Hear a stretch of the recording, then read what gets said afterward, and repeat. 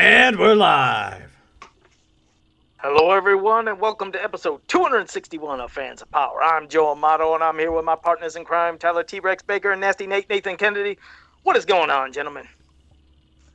I'm feeling pretty damn good tonight. I've had a lot of good consecutive nights of rest. I've just been watching a lot of He-Man and Thundercat stuff lately. I'm ready to just, dive right in and just have a classic old school discussion where we just entertain ourselves, hopefully our listeners, and maybe piss somebody off. It's always a good episode when we piss somebody off. I think it's a given that. I was surprised because last week we did so well. And we didn't get any dislikes, and then we got that one. Almost like I didn't really give a shit about. I know Joe's about ready to pull a Buffalo Bill on that one person that likes to dislike the podcast. But I'm like, that's kind of curious. Like we went all that way, got all those likes, and someone decided to chime in with that one dislike. They probably forgot to dislike it. They're like, wait a second, I forgot to hit dislike this week, and click. Yeah. Oh, what? Holy shit. They think they're part of the show because they're disliking it every week, and they're bringing it up every week. I'm going to do it again. I'm going to piss that guy off, and then I'll be asked to come on the podcast to discuss my views, and they'll think I'm great, and they'll bring me into the fold, and I'll take over the podcast, and I'll get all kinds of free toys and get invited to PowerCon and Mattel. It'd be great. I'll be running the show. That's what that asshole's thinking right now. We wouldn't be doing things right if we didn't get that dislike per week. So we're staying consistent. So if anything, that's a good thing. But also, you had something cool that you shared on your Facebook page today, Tyler. You got to tell everybody because I thought that was kind of cool as shit. It's like, again, but go ahead. Sorry. Yeah. Nathan's just gonna keep laughing there. But yeah, you go ahead and set it up, and I'll talk about the how I greeted you on Skype before we started the show. But I got to meet the Beastmaster today. I got to do a one-on-one video chat with him briefly today, which was a monumental occasion, to say the least, and was just as good as I could have hoped it would have been. And he was a unbelievable person to talk to, super friendly. Just jumped right in, and we had a great conversation. Flew by. I couldn't believe how the time that flew by. It was pretty surreal. And would they give you 2 or 3 minutes? Is that what you're given 2 minutes? Like I think some of them even say 3 minutes, but this one was 2 minutes, and he prolonged it, the conversation a little bit. So I was given some extra time to talk with them a bit, and then it got to where we had to cut it because it tells you what part, where you're at in the line.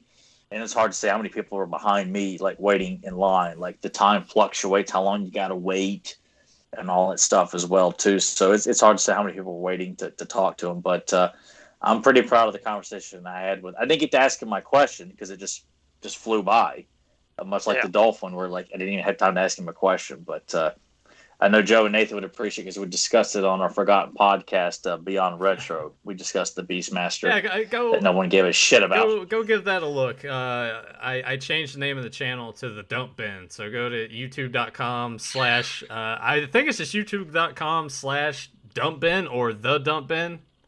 Go look that up and search through the Beyond Retro. Find all those episodes that we did, and we already got some questions in the chat about, hey, did you record it? Tyler sent me the... Yeah, it is recorded. It's on my Facebook page, and Nathan's going to upload it to our YouTube channel as well. I'll go ahead and I was asking them both. I was asking both of you guys, especially Tyler from the start. I was like, how the hell did you find out about him being on this? And you might as well tell everybody else in case they would like to look at the website to see if there's somebody they could maybe hopefully have an interview. I got an email about it, and I signed up for it that night. I was like, oh my God. I even requested with Mad Monster if they would get him, as one of the guests because I really wanted to meet Mark Singer. If you go to galaxycon.com, they've got all this month and the beginning of April of celebrities set up. They've got, this people from Doctor Who. They've got Power Ranger guests. They've got Buffy the Vampire Slayer. They got people from various avenues, from animation to big action films, science fiction. Later this month, I am going to get to talk to Willow himself, Warwick Davis. Oh yeah. So I'm probably just gonna babble incoherently on that one, but I'll have that lined up at the end of this month. But it's a pretty impressive selection of guests they've gotten on there. Like David Warner is on there for people who love Tron or Ra's al Ghul from Batman the Animated Series. Turtles: Secret of the Use. He played the professor in Turtles 2. I just like David Warner. Like, God, that'd be really cool to talk to David Warner. And now, when you said Buffy the Vampire Slayer, did you mean Sarah Michelle Gellar, or did you mean anybody from the show? Oh, okay. Because I was saying Chris. Like, she did like a private signing, I think about a week or so ago, and they've got other people from the cast. Is Chris Carpenter on? Because I think I might go brain dead. If I was there to see her, I wouldn't even have anything to say because I'd just be staring. I'd probably just go completely. I don't remember seeing her, but then again, too, I just saw like the group from Buffy, and I didn't pay attention to it because I'm not a fan of the show. But she may have been on there. I'd have to double check. But they've got all this month lined up. She probably would be. I know that she's done the convention circuit a lot. But just, you guys know that if you do go there, it's like any other convention thing, pre-COVID, expect to pay a little bit of money. Like, have that prepared in your mind. Don't set the expectation that it would be kind of cheap. Be willing to pay anywhere from $50 upwards for either the live video chat or an autograph on an 8x10. It's a little more if you want to do a mini poster. But it's, we were talking about this before we started the show. It's awesome that they have managed to transition from that. And it's almost, in a way, better to a degree because you don't have to drive hours down the road. You don't have to worry about waiting in line behind a bunch of stinky people. There's just, it's way easier to do that. Yeah, you might have to pay a little bit more than I think that you may have had to pay had it been in person. And you also kind of take that element out that this is a timed thing, 2 to 3 minutes. Whereas if you actually go to the conventions, once you get there, you have more time. It's not like there's someone there immediately trying to shoo you away. They try sometimes, mind you, but you don't have that in there. So you kind of get a little bit here, lose a little bit here. But I think that this is a great option. And it's an awesome way to meet people. And you don't have to leave your house if you don't want to. So I think it's fantastic. It is. I'm 2 for 2 and enjoyed the absolute hell out of it. And it's exciting to be in your own home and get to talk to them. You know, they know who you are. Like before you get started, like they'll say your name. If you have a question, you get to ask it. But they like to remind you too that hey, you've got 2 minutes, and it's not guaranteed you can go past that. It just kind of depends on how things are going. If they want to give you more time, it's up to them, kind of thing. But I mean, it was well worth it. I bought Larry Kinney's autograph on an 8x10 The Lion. Yeah, see, had that you remember how I told you I was gonna do that, and then I didn't fucking do it because I'm stupid. I kind of figured I don't think Nathan did. Yeah, I should have, but then it just came and went, and I was like, oh yeah, well let me go on eBay and buy some more stuff. Yeah, he still get a Thundercat fix, I'm sure there. So I got that, a nice 8x10 with one of my favorite quotes from Thundercats on there too. So it's a fun option that especially with tax returns and possible another stimulus check coming out. I wouldn't know anything about tax returns, son of a bitch. Nathan probably wouldn't, but if you are fortunate enough to not have to pay taxes or pay anything back, and have some money to play around with. There's quite a few celebrities, and they just keep piling them up more and more every month, every day. There's new updates on who's been added. They do multiple on one day. You can do autographs. You want to do both. I'm sure you can buy more than 2 minutes if you want to. Also, let me just say that if you have a lot of money and there's a celebrity you want to talk to for more than 2 minutes, you can buy multiple sessions and get I think up to about a 10-minute conversation. Yeah, but I would hate to see the price for that though.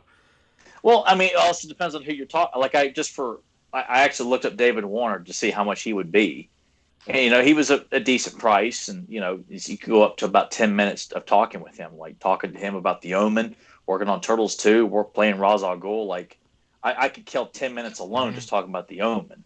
So it would fly by, and it would be worth it because it's just you and them, him or her, whoever you're talking. There's nobody interfering with you. Nobody's standing around making noise, distracting them. Hey, can you? It's nothing like that, and it's it's nice to actually see him in person. But this is this is pretty damn comfortable. I imagine that it's cool. great for the celebrities too, because they don't have to leave their house. Oh yeah, yeah, they're just sitting in a. And I even looked up a couple of samples too, just to see what it was like. And I watched one of Amy Jo Johnson, the Pink Ranger, and because it was the first one that came up, and I just watched her, and she was conversing from the comfort of her own home. Don't have to smell anybody. You don't have to worry about the weirdos like touching you too much or any of that stuff. So I think it just benefits everybody in the long run, except for the smelly weirdos. You get to record it. You get to take a side-by-side screen capture of yourself and the celebrity if you want. They can autograph that for you.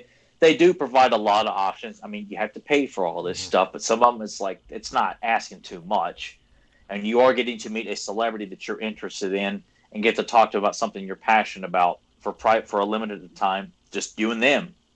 So you can't put a price on how good it feels when it's over and done with. I will say. You think I can get anything for $20? Well, I think if they realize who you are, if you're the famous Rough Rider condom spokesman, Hobo Joe, or the famous rap singer Cheapo, singing the song, the Footlong song, kind of stealing something from Cisco. Or Frisco, dude. Speaking of Cisco, it's amazing how often Cisco's thong song gets stuck in my head while I'm at work. At least once every 2-3 weeks. I'm just sitting there. It's a good song. Yeah, I always thought it was catchy as hell. Yeah. It's all my music to listen to in the gym. It's good. It's I actually had that pop in my head today. It's like Joe could be like the knockoff of Cisco calling Cheapo, the Footlong song, where he's like he's looking at hot dogs, like he's ignoring all the women around and he just wants to focus on that footlong, Remember the damn food. Well, I'll tell you what, I forgot. Let me acknowledge all these suckers here in the chat room before we get going here. But we got Jaime Mares, Johnny Cock, Darth Baca, Adam Gabbert, Papa Hood 69, Zentron, Grimbot, Febmon. There was a lot I probably missed, and I forgot to hit the participant serve. Oh, Sean D is here, and Eric Sanchez, and okay, I think I might have got everybody. If I missed anybody, I apologize. I tried to get everybody I could, but well, I don't know how we'll transition into this. It's pretty much we are going to give our thoughts on the Masters of the Universe Classics Create a Character contest with the winner, runners-up, things that could have been, should have been, possibly, but I guess maybe we'll just start. How did you want to? Well, go ahead, Nathan. I'll let you go because let's do this because let's go back in time to 2012 when all of this is going down. I have very little passing interest in classics other than looking at Tyler's shelf when I would go to his place and be like, "Oh yeah, that looks really awesome. I should get into that." Should have at the time. But let's go into this. We're already a few releases into the classics line. I imagine at this point, because Facebook groups aren't really what they are these days, so I imagine that both of you find out about this on the org or on the message boards that, hey, this contest that they did back in the 80s, they're going to do it for this. Let's get your initial impressions about when it was announced. Or just kind of give us the backstory on this, how you found out, what your thoughts were, what they said, deadlines, shit like that. All right, well, immediately, I mean, from it, when it was first announced, I get paranoid because every time I would hear a contest, I do get flashbacks. First, I think back to the 80s when they had their Create a Character contest, and we thought we were getting Fearless Photog, but unfortunately, bam, the line was then canceled. So that happened. Then here came 2000X, and I didn't know if you guys remember this, but do you remember when there was a contest? And I believe it was with He-Man.org, and I think Mattel, it had to be with both, but it was make your own commercial. And you would do a commercial thing for a contest, and hey, they maybe would feature your commercial or do something. But there was about that. Yeah, because I did an entry. And I'm doing my cheesy ass voices. I'm doing something with the Bashing Beetle. Wait. No, I'm gonna stop you there. Do you have the video file? You have to. I bet you do. No. Because you probably recorded it on a VHS tape, right? Exactly. Because you said video file. I didn't have video files. I did it on a tape and I sent it right to them. But of course, what came into play that screwed that contest was people had music in the background that was, like licensed music. So they couldn't work their way around it. So that thing was canceled, but nice enough through the org, they'd send out, I think, to people that participated some little prize, little things, just things that they gave away. But then, of course, that line got canceled. So when I heard this, I was like, oh shit, it's a jinx. But of course, thank goodness the line kept going on and on. So I entered for that one too. But along the guidelines, they said that what it was it would be 50% new tooling, 50% existing tooling. So there's some people like me that followed that to the T. That I wanted to make sure I did not go over dramatic with the idea of what I was going to do to have, that I sent in. I didn't want to go over it because I thought I'd be disqualified. So everybody was excited. They also said you could not share your custom, or excuse me, for me it was a custom. You couldn't share your concept, whether it was in drawing or anything or figure form, anywhere beforehand. Otherwise, you'd be disqualified. And then they said in the future, like let's say I believe they rumored there could have been a coffee table book for people that that lost and weren't even runners up, that their concepts might be in a coffee table book in the future. So to this day, I still don't see almost anybody sharing nothing online because they keep thinking, well, maybe that would happen one day. But the rules were, again, you couldn't have shared your concept anywhere before this contest. And if you did, it would be disqualified, which will lead into one of the characters when it's coming. But I was very excited for it. We heard about that. We heard about I can't remember how it was because Tyler, you're gonna have to do it because that's where my brain stopped. I know there was then they announced that people that possibly were working on Masters had something to do with it, and then even people outside would have a chance to have one of their character concepts in this line of, well, you had your winner, the runners up, they didn't get a figure, but then people that maybe had something to do with this line that were in the comic industry, they were given the opportunity to have a figure made. And of course, the Four Horsemen, which they deserve that. I mean, they're the ones that gave us these goddamn amazing figures. It's like if anybody deserved to have a figure, they would. And then I know that Nathan Bittner finally would get the Fearless Photog, a figure that we've always wanted since we were kids. But I'll pass it to you, Tyler, because I think I rambled enough. Apologize. I just remember at first hand it was something that Scott hyped up at either San Diego or PowerCon, saying it was something that we got something coming up for the 30th anniversary that fans have been clamoring for. I'm like, I had no idea what he was talking about. New figures was not something I thought fans were clamoring for, because all I ever saw was people wanting figures of characters that we never got figures of, like existing characters in the various canons and media. It's like all you ever saw on the forums in various groups. It was people doing their own customs and illustrations of characters that never got figures. Could I ask a question really quick?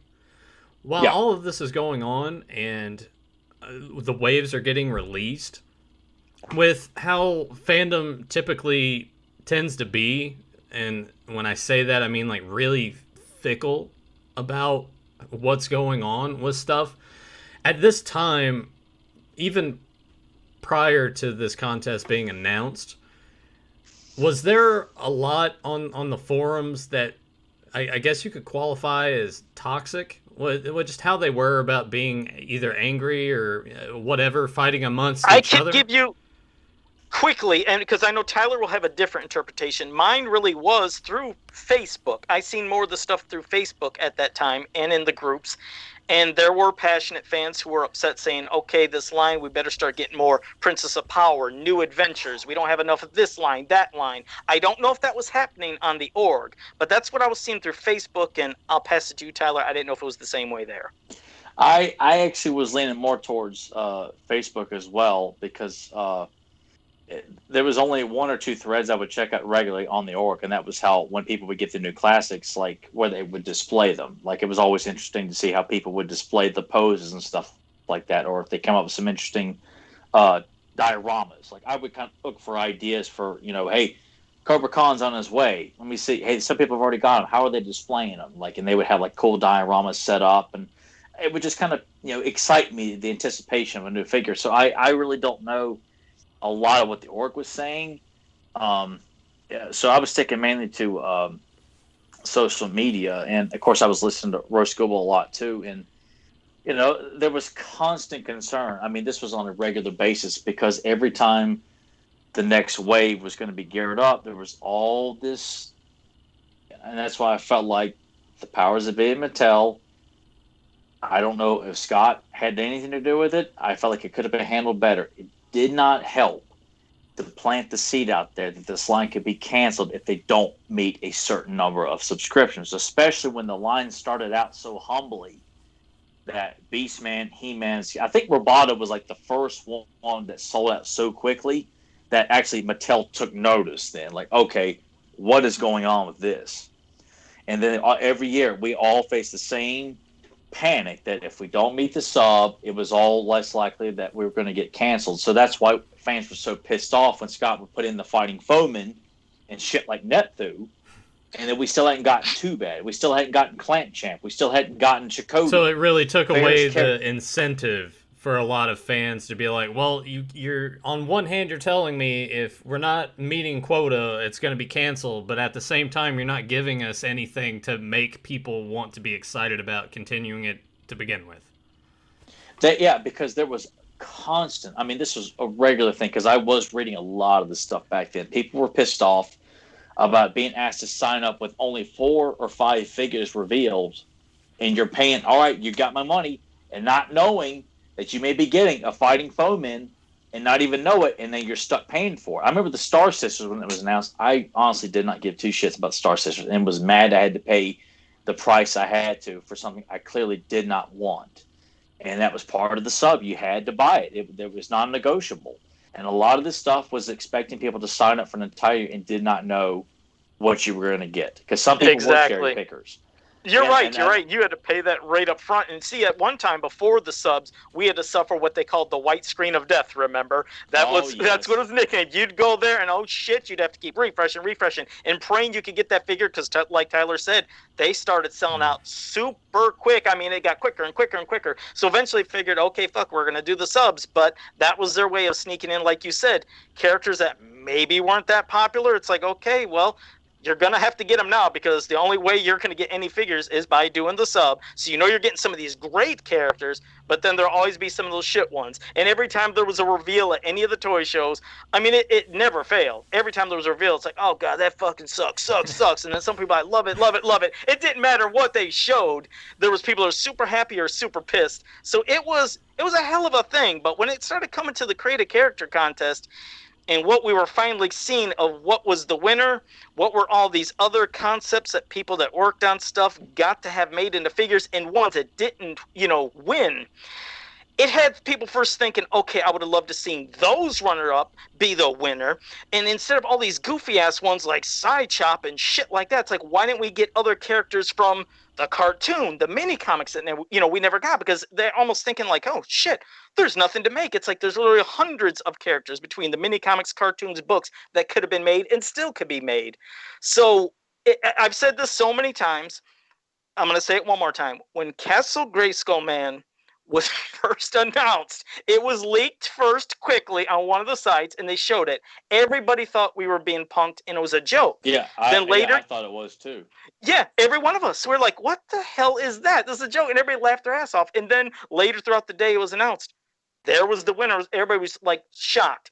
Now, some people come around years later and said, it's kind of okay. But I looked at it and I thought this was supposed to be 50% reuse. And first, the person who came up with the concept, great guy. He's a fantastic guy. It's just a lot of people were miffed thinking that was the winner. He had new feet, new boots, new hands, new gauntlets, new upper shoulders, new head, new armor, swords, shield. There was like 9 things that were new, whereas the only reused parts was the torso, the crotch, the forearms, the bicep, and the legs. So it's like, wait, that's 5 existing things and 9 new things.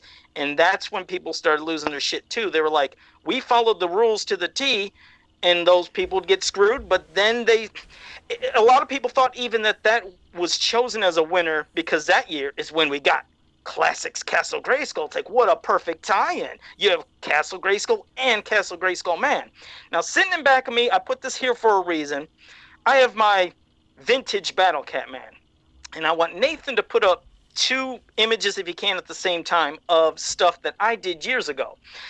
These of Battle Cat Man and also another one. I won't say it until he pops it up. But these two characters that I made, I would have never wanted to submit to Mattel for the Create a Character contest, because while they're cool for customs and a strange little, that's fun, maybe people get into it, I would think they were so damn gimmicky of a play. Well, okay, well, this is a different. Oh, there they go. Okay, right here you can see I got Battle Cat Man and Bashosaurus Man. They're fun as customs, cool as a gimmick, but absolutely, in my mind, I didn't ever want to submit them because they're stupid, in my opinion, to be the winner of a contest. It's like, all I'm doing is playing off a Battle Cat, playing off a Bashosaurus. They would have loved it, so man. Look at Castle Great. They actually, I think they would have loved it. This would have turned into to something for them. Well, I mean, either way, but still, to Battle me, it's Cat Man too. was out of that piece of shit crossover. Well, that's the thing. I couldn't even remember what the crossover was because I didn't know when I made a lot. Cat's He-Man, I'll never forget it. And Joe was like, that one. No, this one was before that. My Battle Cat Man was years ago. It was way years ago. But I was like, I'd never want to submit them because it's playing off of existing things. Castle Grayskull, man, it's just Castle Grayskull as a man and having hair. It's like, I didn't get it. I was like, what? And then we look at the ones that were runner-up. Major Header, Three Beasts, fucking Rajar. I was like, holy shit. I mean, look at these things. And again, it's like, okay, since obviously they went beyond the rule of the 50% use, then fucking use them too. But I was like, these are characters that looked like they had a great toy gimmick that if you were to have them back in the 80s, how fucking awesome would it have been to have this four-arm fucker with all these weapons, a character that can take his head off and swing it by a chain. It's like they fit in Masters-wise beautifully. But Castle Grayskull Man was a man that looks like Castle Grayskull. I didn't get it, and it's like, I don't get it. And again, nothing against the creator. It's fantastic. He came up, he won, but I looked and I was like, with those others, wait. God damn, they would have been great into the line. One question I did have, because I was going to be like, why, with you giving props and stuff. One question I did have, from when the contest was announced until, like, how long was the window for submissions, and how long did it take between then for everything to be unveiled?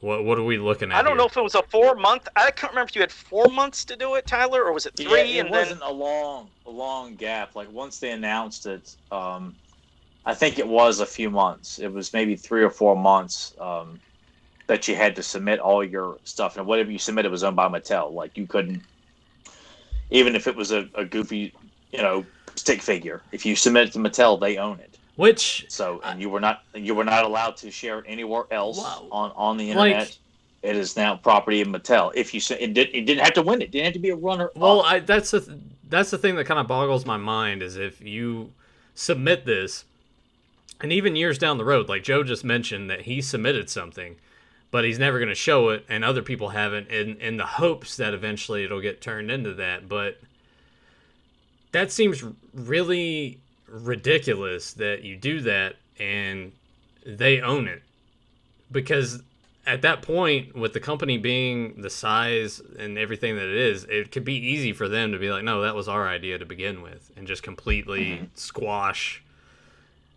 who, like, if Joe had something that they used and Joe's like, that's mine, and he's just one man that gets an entire corporation. Like, who's to say what? Well, actually, you knew when you did something, you submitted that. Yeah, we definitely knew, we understood that would be all rights and belong to Mattel. They made that quite clear at the beginning. Like, that was not fine print, that was not emphasized. It was verbally said. Once you submit it, it is Mattel's. That's really crazy to think about, though, that it's like, you put all of that work into something in hopes that it may get chosen, but once you let it go, like, it's not yours anymore. That's I don't know. I guess I just sort of have an issue with that, just because it's like anything else. What if a band made something and it's theirs, but I don't know. That's really strange. That I often felt like it may have just been like an idle threat that was just kind of put. I mean, I say threat loosely. But, I mean, I look at how much fan work is put out there of He-Man and Skeletor alone. That's all over the place, all over the internet. That's on merchandise that's not, whether it's licensed or not, it's still out there. You can buy it. If you want Skeletor on a coffee mug, you can do that. If you want He-Man on a business tie, you can do that. There's ways around it. I just kind of feel like it was their way of just kind of, when a teacher threatens, like, now, no, if you run down the hallway, you're going to get detention for 500 days straight. I mean, no one's going to really believe that, but it's like they have to say it. They have to kind of keep people in check. So I get why they would say it. Unless someone was going to blatantly put it out there on, like, Mattel's Facebook page, hey, everybody, look what I did for the He-Man created character contest. Then, yeah, you probably would get paddled publicly for that. I mean, it just seems but like if you're posting out, it just seems like it would have been a little more open-ended than what it was, because at the end of the day, it's still just a contest. It's not a thing of like, if you get this, your character will blah blah blah, and you'll get $1 million or something. It just seems kind of arbitrary that they would do something that seems very harsh for something that was supposed to be fun. I mean, it would have made sense with the runners-up because they went out of their way to do these beautiful mock-ups, which we'll show here in a moment if they're not already on the screen, of all the runner-ups. Nobody else got that. Well, I was gonna, Joe, did you want me to put the other thing up there first? Well, do the other thing, because then we'll get into the mock-ups, and and while you put that up, quickly, Tyler, what was your thoughts on Castle Grayskull Man when you first seen it as well?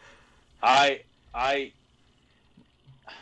was really devastated. Like, I was not happy at all. Like, I won't say I'm not going to get ridiculous, and say I never post my thoughts on social media. I didn't back then. And I really don't do it now. It was pretty much suffering in silence. Like, I didn't know anybody I could really vent to at the time. I don't remember if me and Joe were friends at the time. No, I don't think we were, and Nathan didn't give a shit at the time, so I couldn't vent to him. So it's pretty much just suffering in silence. It's not that I didn't. Well, I'm putting it like to tell Nathan Castle Grayskull Man 1 is like, who's that? He would look at it and it's like, yeah, that's dumb, and then moved on. Whereas me, I'm like, oh my god, I can't believe this one. This can't be happening. Like this is. And you guys have to realize Tyler from almost 10 years ago, completely different person than what he is now. Like there would be things like he would go see a movie or things like this. This shit would sit with him for weeks. Showing the mock-ups, they hadn't picked the winner yet, and I thought, at least I'm trying to remember correctly here. But I remember thinking, like, Rajar, who is my personal favorite, and Bublor, all of them. Yeah, they're all great. They're all great. I just remember being ecstatic with those designs and was like, I have this one image from an old Porky Pig cartoon when this penguin holds up a stinky sock he found in the cake and went, ah, at Castle Grayskull Man. I thought, this is goofy as hell. This is silly as shit. I'm like, it can't be the winner. It cannot be the winner of this. Like, I just look at all these badasses, like all the people, and I have no idea who their names are. I just remember it was said who admitted them. And Nathan, if you can throw those pictures up, because I'll do the other part with this picture, what you're doing after this, because I think the other picture of all the other runners-up would fit in with the conversation we're doing now. Yeah, that's fair. Yeah. I'll go ahead and transition to this. So what you guys are about to see, I haven't clicked on it yet, you're going to see what we actually got right above our cameras here at the bottom. It'll be in the middle of the screen, and then we'll have the runners-up on the side. So I'll transition to that now. And you can see here that we got Fearless Photog and we got Drago Man, which the Four Horsemen were responsible for. And what we're really going to concentrate with what we got are what you see, the three that are taking the front line in this photo. So Tyler, I'll go ahead and pass it on to you.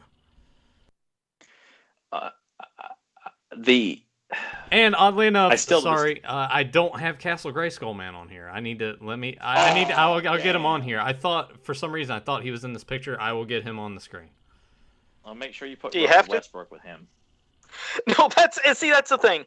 You're looking at all the other characters, these runners up, that they look amazing. They look like these are characters, again, that not only would have fit in vintage, but they fit in classics as well, but they all look badass. That's what's awesome about that. That's what we were expecting. We were expected to be wowed, and amazed when you seen, here's the reveal. And if any of these runner-ups minus was it Gangster? Is that what they called the one in the upper left? Which I'm like, holy crap! But like that would look beautiful too. Yeah, he unfortunately now, just to let everybody know, he was the one that I guess apparently was on DeviantArt or some other sites before the contest, so he got disqualified, so he was gone. So you look at all the others, which are badass as hell, and I figured, okay, if Castle Grayskull Man wasn't the winner, I mean, I could see somebody like, goddamn, Rajar. In my head, I just, goddamn, Bubbler and Major Header. I'm sorry, I honestly would have been happy with any. I mean, I can't. It's hard for me to pick no, one true, over the but other. I'm trying to, because like me, I'm fighting between. I'm just going to go with Rajar. I think he's just fucking awesome. He would have been an awesome definitive winner, but this is how I guess I would have liked it better, is if they could have handled it. Because as you know, you only had a winner, which was Castle Grayskull Man. All the runners-up, I think, just got a subscription, or what was it, to the line or something? Is that what they got? Were just figures for a year? They were also, which I guess we can elaborate here in a moment. They were given an appearance in one of the mini comics that was done in Classics called the Revenge Squad. It was like, oh my god! But did the winners did they get a year's subscription of figures or something? They may have. They got some sort of nice compensation, but okay. You know, I can't remember for sure. Honestly, there's more to be angry about this contest, because what we're talking about right now, it's a reminder of what we could have gotten. And when you realize that apparently there was a group of judges, which Scott Nylick just released, which we said last week just happened to coincide with what me and Joe were talking about. Yeah, because we had this plan before his video. This plan before that was That's dropped. really weird. I feel like he's in tap on something. I bet he's like paying off somebody to look at our messages that we send to each other. I think he's on to us. I just can picture, look at this. Could you picture being the judges sitting thinking, okay, we got Rajar, we got 3 Beasts, we got Bubbler, we got Major Header, we got Castle Grayskull. All right, we got to pick a winner. And they're actually thinking, wow, Castle Grayskull Man's the best. I can't picture by looking at these. Now, of course, these are all, all drawn up, mocked up, but still, that was your winner. And that's why I'm still convinced they're figuring, hey, fans will get into it because it looks like Castle Grayskull, which we're getting this year. I'm still absolutely convinced that was the reason they chose it, because how could you look at Rajar, or like you said, any of them, but really Rajar, and think, nope, he's better than him. I can't see it. I often feel it because Scott likes to push a lot of the funny shit. And I often felt like those guys were probably laughing and thinking it was cute and funny. Castle Grayskull Man, like, they were like, oh, man, that's some funny stuff, man. I mean, that's as wholesome as milk and white rice. Let's make him. Like it's the kind of humor you would see on like a Leave It to Beaver special or something like that. Not to not Leave It to Beaver, but something that's like kind of makes you roll your eyes at. That to the rest of us is not funny, but to a small group who thinks this very white bread humor is hilarious. Like I almost felt like they thought it was funny, because I felt like people who said they liked it, they thought it was kind of funny. Hey, you know what? Like, I don't want funny. I'm gonna go ahead and I'm gonna get Castle Grayskull Man off the screen, because one, he messes up with the symmetry of all of this. We've talked Castle Grayskull Man to death. He sucks. He sucks. I kind of want to. Like, Axel drew him, Kevin Sharp drew him. I think they actually liked the character. But there was no way they could draw something like that and make me like it. That's one time where I feel like Kevin and Axel both failed at making me like it. It doesn't make any sense. Like the only way to me that concept actually works is if somehow there was a toy line crossover with Masters of the Universe and Transformers. That seems like that would be the only time that would be appropriate to be like, well, here's Castle Grayskull. You can transform it into an actual guy. It just doesn't make sense. They try to turn it into some garbage where it's like a golem, like it's a guardian of Grayskull. It comes out of Grayskull to defend Grayskull. Like, isn't that what He-Man and the Sorceress is for? And hair. I still don't get the hair on the head. I've never understood. That was the biggest offender, because I know people said, well, just take the hair off. And they're like, no, he still looks goofy as hell. It just looks silly and stupid. It looks like something a 5-year-old comes up with, and while they're drawing, instead of working in school. Like, it comes off as a very childish design. And that's why when we saw all of these runners-ups, I really was pissed off, because I just could not believe they all fit. Mm-hmm. Like, I think Rajar actually was intended to be a good guy. I saw him as a bad guy because he just looked vicious and badass. But I just thought, like, every one of these individuals who came up with these designs, Gangster too, they clearly got what. Look, I didn't need any new characters. I really don't. I still don't. There's too many great characters that have gone underappreciated and underused. I don't need new characters. So unless someone like the Horseman or Axel was at the helm of creating new characters, and Axel is attached to this as well. This is another thing that pisses me off also. I did not feel the need that we needed any new characters at all, especially when you saw that the Horsemen came up with something brand new on their own. Like, when Scott told the story, and I think this was on Roast Google, that they were looking for people to essentially do this stuff for free. They didn't want to have to pay anything for these designs. They want people to do it out of the, because they're passionate. Obviously, nobody that had worked on the line was willing to do it for free.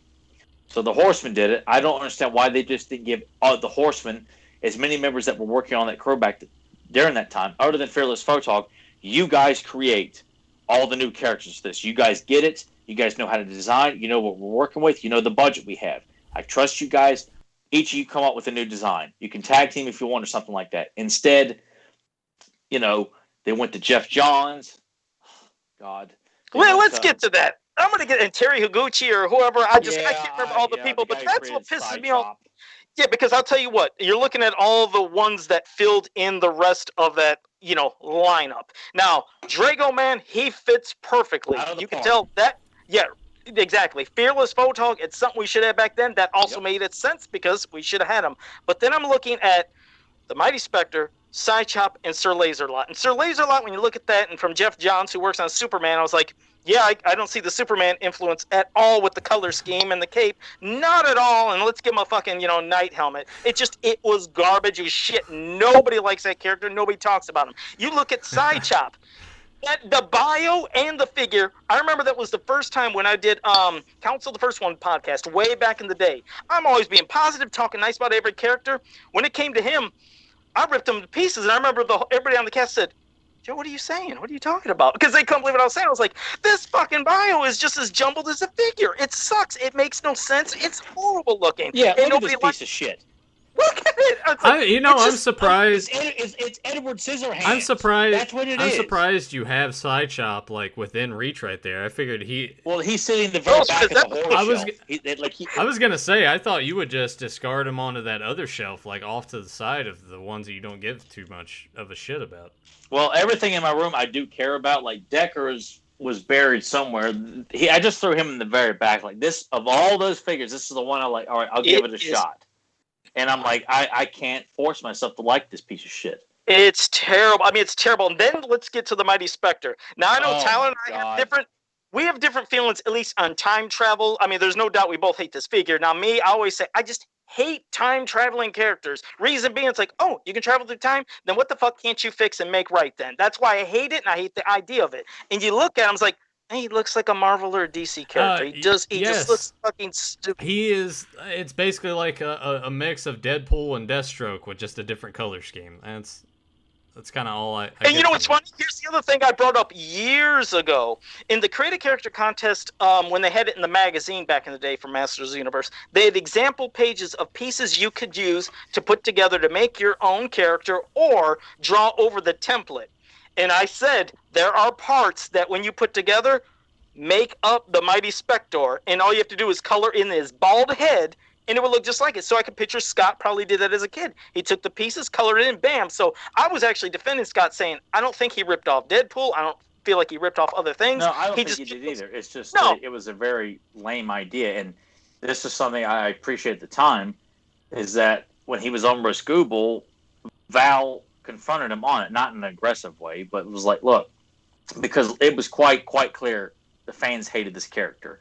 And even more so is that Scott kept putting him in all the mini comics and making him part of the mythology, that he's this time traveler connected to damn near everything, making Sir Laserlot the trainer of I think it was the son of He-Man and his like they were just really forcing in these new characters. Like Rajar, Bobblor, all these guys were given a brief appearance, and that was it.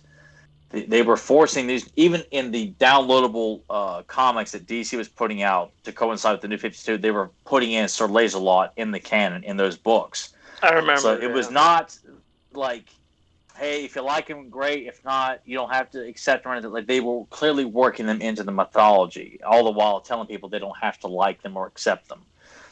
So many of the bios had Spectre listed in there, and Val just said, look, the character you submitted to Marvel. It was rejected. It was not a well-received character. Why are you putting this character into this line like this? And, of course, Scott defended it. And, he says that Mattel told him, hey, you didn't fill the last spot with somebody, so you do it.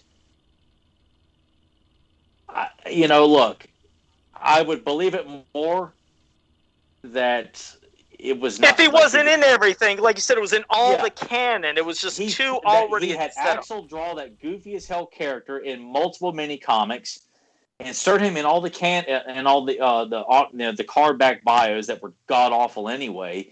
But he was just becoming he was making his created character from childhood a relevant character in this new canon, and people were not buying it, and he was continuing to do it. And it was in that. So when he says that, I didn't know what to do, and people think I had an agenda, like, nah, dude, you can't have it both ways here, dude. Like, I'm gonna try to not be ugly and just start cussing the guy and stuff like that. But it's faulty logic. I don't buy it for a second. It's clearly he really he's taking advantage of the situation he's in. Like, as much as I would like to be writing and doing something professional on He-Man, there's no way in hell I'd be shoehorning in a brand new character because I did it. I want to leave my mark because I bullshit drew it when I was in 5th grade. Like, there's so many untapped potential with characters. Like, I don't need to create anything new. It really should have been up to the Horsemen. Hell, Axel had created all these other characters like Lady Slither and all these very Snake characters and other characters called Goldenrod, Bandwidth. If you go to Axel's Facebook page, he created a whole slew of original characters that he included that aren't part of the story. He was allowed to put in some of those mini comics. I was championing those designs for the longest time because I'm like, why aren't these characters being made into figures? Because Axel got the designs. They were brand new characters. I'd have bought every single one of them because visually they looked amazing. Every single one of them did. And a lot of them were featured in, or a couple of them were featured in one of the one mini comic that Raja and Bubbler and the rest of the crew was in. And I'm like, why wasn't Axel asked to, put in a free design? Like, I know he was working on so a lot many. of time. No, you're right there. I mean, just so many options, and beyond that, like you said, okay, if we could just take, put Drago Man and Fearless Photog off the side because definitely they belong there. But take those 3 ones that just are shit. You figured, well, hell, you could have took some of these runner-up because, in my mind, you could have had multiple options. What if, the main character who won the Creative Character Contest, okay, gets his figure, and then maybe 2 years worth of figures. And the runner-ups, they could have got their figures made, and then maybe 6 months of figures. Either way, any of these other designs should have replaced those, along with, now you could throw that one picture up that I had earlier, Nathan. You think, why couldn't we get stuff that we didn't get before? Because, okay, that people were so pissed because they were like, oh, you're going to give us the Mighty Spectre, Psychop, Sir Laserlot. But all these other characters that have been in the mini comics and the Filmation cartoon, we still never got. So many characters that definitely deserve respect because years before this contest happened, a few years before, because I started doing customs in about 2010, the first carded customs I made, the first one was Malactha. And then I was doing Lizard Man. I did Sky High, Colonel Blast, as you can see on this screen. And just to think, we still never got a Malactha. As prominent as he was featured in that cartoon and episodes, but we got a shitty side chop. I mean, even back then, these are the characters that I wanted when I first started doing customs. And you see all of them. We never, they were never made. But hey, every one of these characters ended up getting made except Colonel Blast and Malactha. And that's what pissed off a lot of fans, too. It's like, you're giving us shit when there's so much existing stuff. They're acting like there's no characters to make. I was like, do you realize the amount of things that could be made? I mean, Tyler could shoot off a list too, but I mean, I know that's what pissed off Tyler as well. Was like, we're getting that, but we don't get these characters or other characters. And he would justify that by saying, well, we have a separate budget for these. Like, we'll put other characters in the main subline. And that was another thing too. This was a separate sub. If you wanted Fearless Photog and Drago Man, you had to buy Spectre, Laserlot. That sucks. And Sideshot. That's the fucking catch with that. That's how they got everyone to buy those other characters that nobody wanted. And I didn't do that. Fortunately, my buddy Matt Sterner bought another sub, and I paid him for Drago Man, Photog, and I was like, I'll go ahead and try Side Shop. Like, and of course we know how that went. There was no way in hell. And I think it was, and I think not too long after that's when I became friends with Joe, because Joe did that mock-up of Spectre being torn apart by the prehistoric dinosaurs. Oh, you actually remember that? Oh yeah. Great. Because frankly, there wasn't enough bashing of the character. Like it was just like even Scott would poke fun at the fact that people hated the character. He even had it illustrated in the last mini comic Axel did, I think, where Val's character from Envy Creations that never got to make it into the book killed Spectre. Like he was poking fun at himself, and I'm like, I don't want to see your character. I don't care what you're doing. Stop putting him into the story. You know, I don't want to see Sir Laserlock because Jeff Johns is your buddy, and it's awesome. Like, no, the character sucks. He had no business, being a part of it, whether he did it for free or not. You know, they could have went to so many people in the community, in the fan community that could have contributed. You know, they could have talked to James at the time about doing something. They could have talked to, they could have talked to Val. They could have, there were so many other people they could have went with, and it just seemed like all because you guys like didn't want to pay Mark Taylor. You didn't want to pay. They could have went to Larry Houston and had him, submit, Prince Dacon or Geldor or something. Or it just feels like I would have loved to have seen, like, how hard were you really trying to get somebody who really liked Master of the Universe to submit something? Because all these characters, fortunately, have been all. I mean, they're forgotten in the positive sense. They're not forgotten because of how awful they were. But I'm glad, because I just felt like this can't be happening. Why are these characters still popping up in the cardback bios, in the mini comics, in the DC comics, which sucked already anyway? And fortunately, they've been lost to time. But Mattel was forcing everybody to continue to keep writing the bios that all involve the Mighty Spectre and Sir Laserlaw and all this other silly stuff that nobody cares and nobody wants to embrace. Like, why are you making them continue to play in Scott's sandbox? It just had nothing. It was scattered all over the place. I think Joe and I's obsession about this, like, yeah, it may not have been as bad if it hadn't been forced into various other forms of media. If it was just a one and done figure, I mean, people hated it. I mean, Spectre. I mean, it was pretty. When he started well popping up too much into the mini comics and being a focal point in the story, that's when I really lost my shit. Especially, with like, let's do the time travel shit and ruin fucking everything. Or I kept thinking, oh, just that could change this. I told you, I'm always against time traveling characters, but when he became the focal point in some of those mini comics, that's when I think I got even more enraged. Because you're right. Figure alone, it sucks, but there. I don't even look at the figure. Same thing with fucking Laserlock and Sidechop. Don't look at them. They're non-existent. But once they're in stories, it's like, okay, hey, you guys remember this? And especially for somebody that thought, hey, that could have been interesting, which I guess if people liked it, they liked it, but I fucking hated it. I couldn't stand it, and I keep thinking, please don't let that shit return in the future. That's what, again, scares me. Is like, don't bring these guys back. Nobody wants to see them. They're forgotten. And I can't think of any fandom and any page that anybody has ever said, my favorite is Sir Laserlot and Sidechop. I've never seen anybody fucking take pictures. It just doesn't happen. Coming soon to the Origins line. Oh, don't, Nathan! Please don't say shit like that. No, there's something. I want to get Nathan's perspective on these characters we've been talking about. Like, I know he briefly mentioned, like, but I want to hear Nathan's thoughts on, because I showed Nathan all the runner-ups, and I was like, Nathan gets it. But I want to hear Nathan verbally tell everybody his thoughts on the runners-up, who won, and what should have been done. It's immediately apparent, because I have this back up all on the screen again. When you look at what we got and what we could have had, there is a vast difference in character design, right? Like, you even here with what we got, like, Drago Man clearly sticks out between everybody. Like, he blows the rest of these out of the water. And Fearless Photog, you kind of don't even really include this character lumped in with here because that is what originally won. So that's sort of like, it's nice to have, it's out of sight, it's out of mind. But to have everyone else here, like, we talked about Mighty Spectre and the look, and I know that Joe had talked about, this is probably how this happened, but when you look at it now, if you showed this to anybody, immediately they're gonna think Deadpool, like a reskinned Deadpool, Agreed.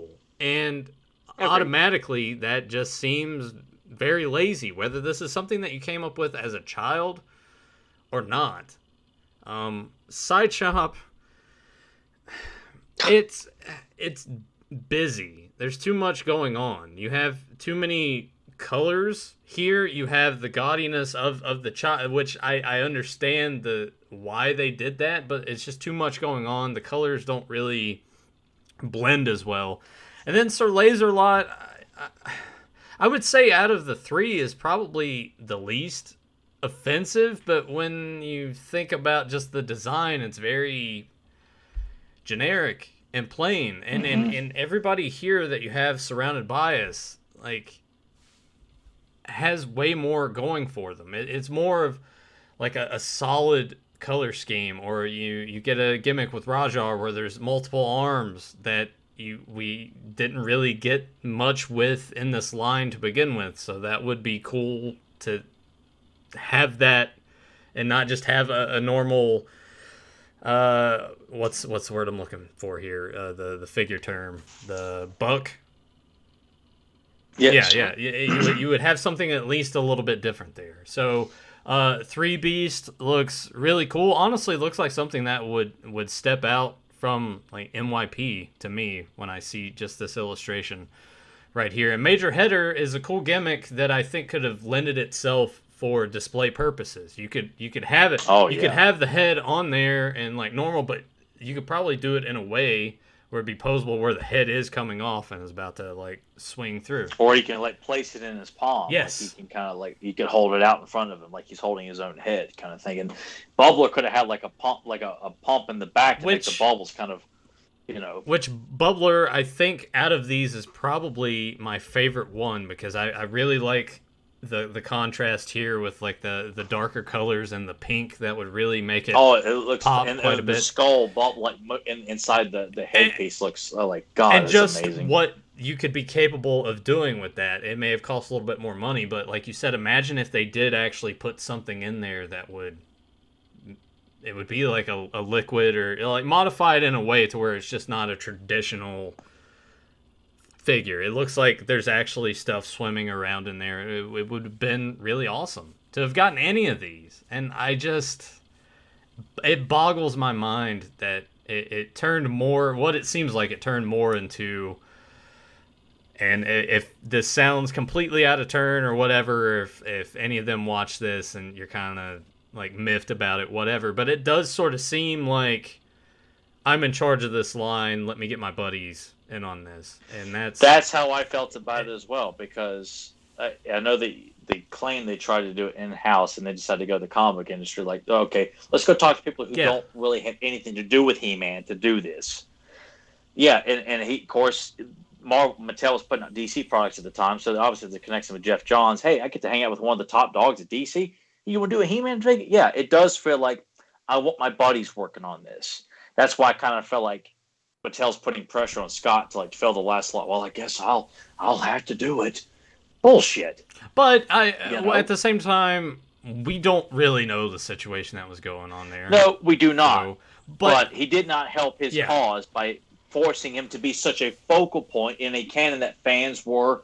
There were people who were reading those bios and taking it as this is the new story, and he was forcing it in and making it play a major point in the stories because of his old time travel, as if like, oh yes, that's what we need.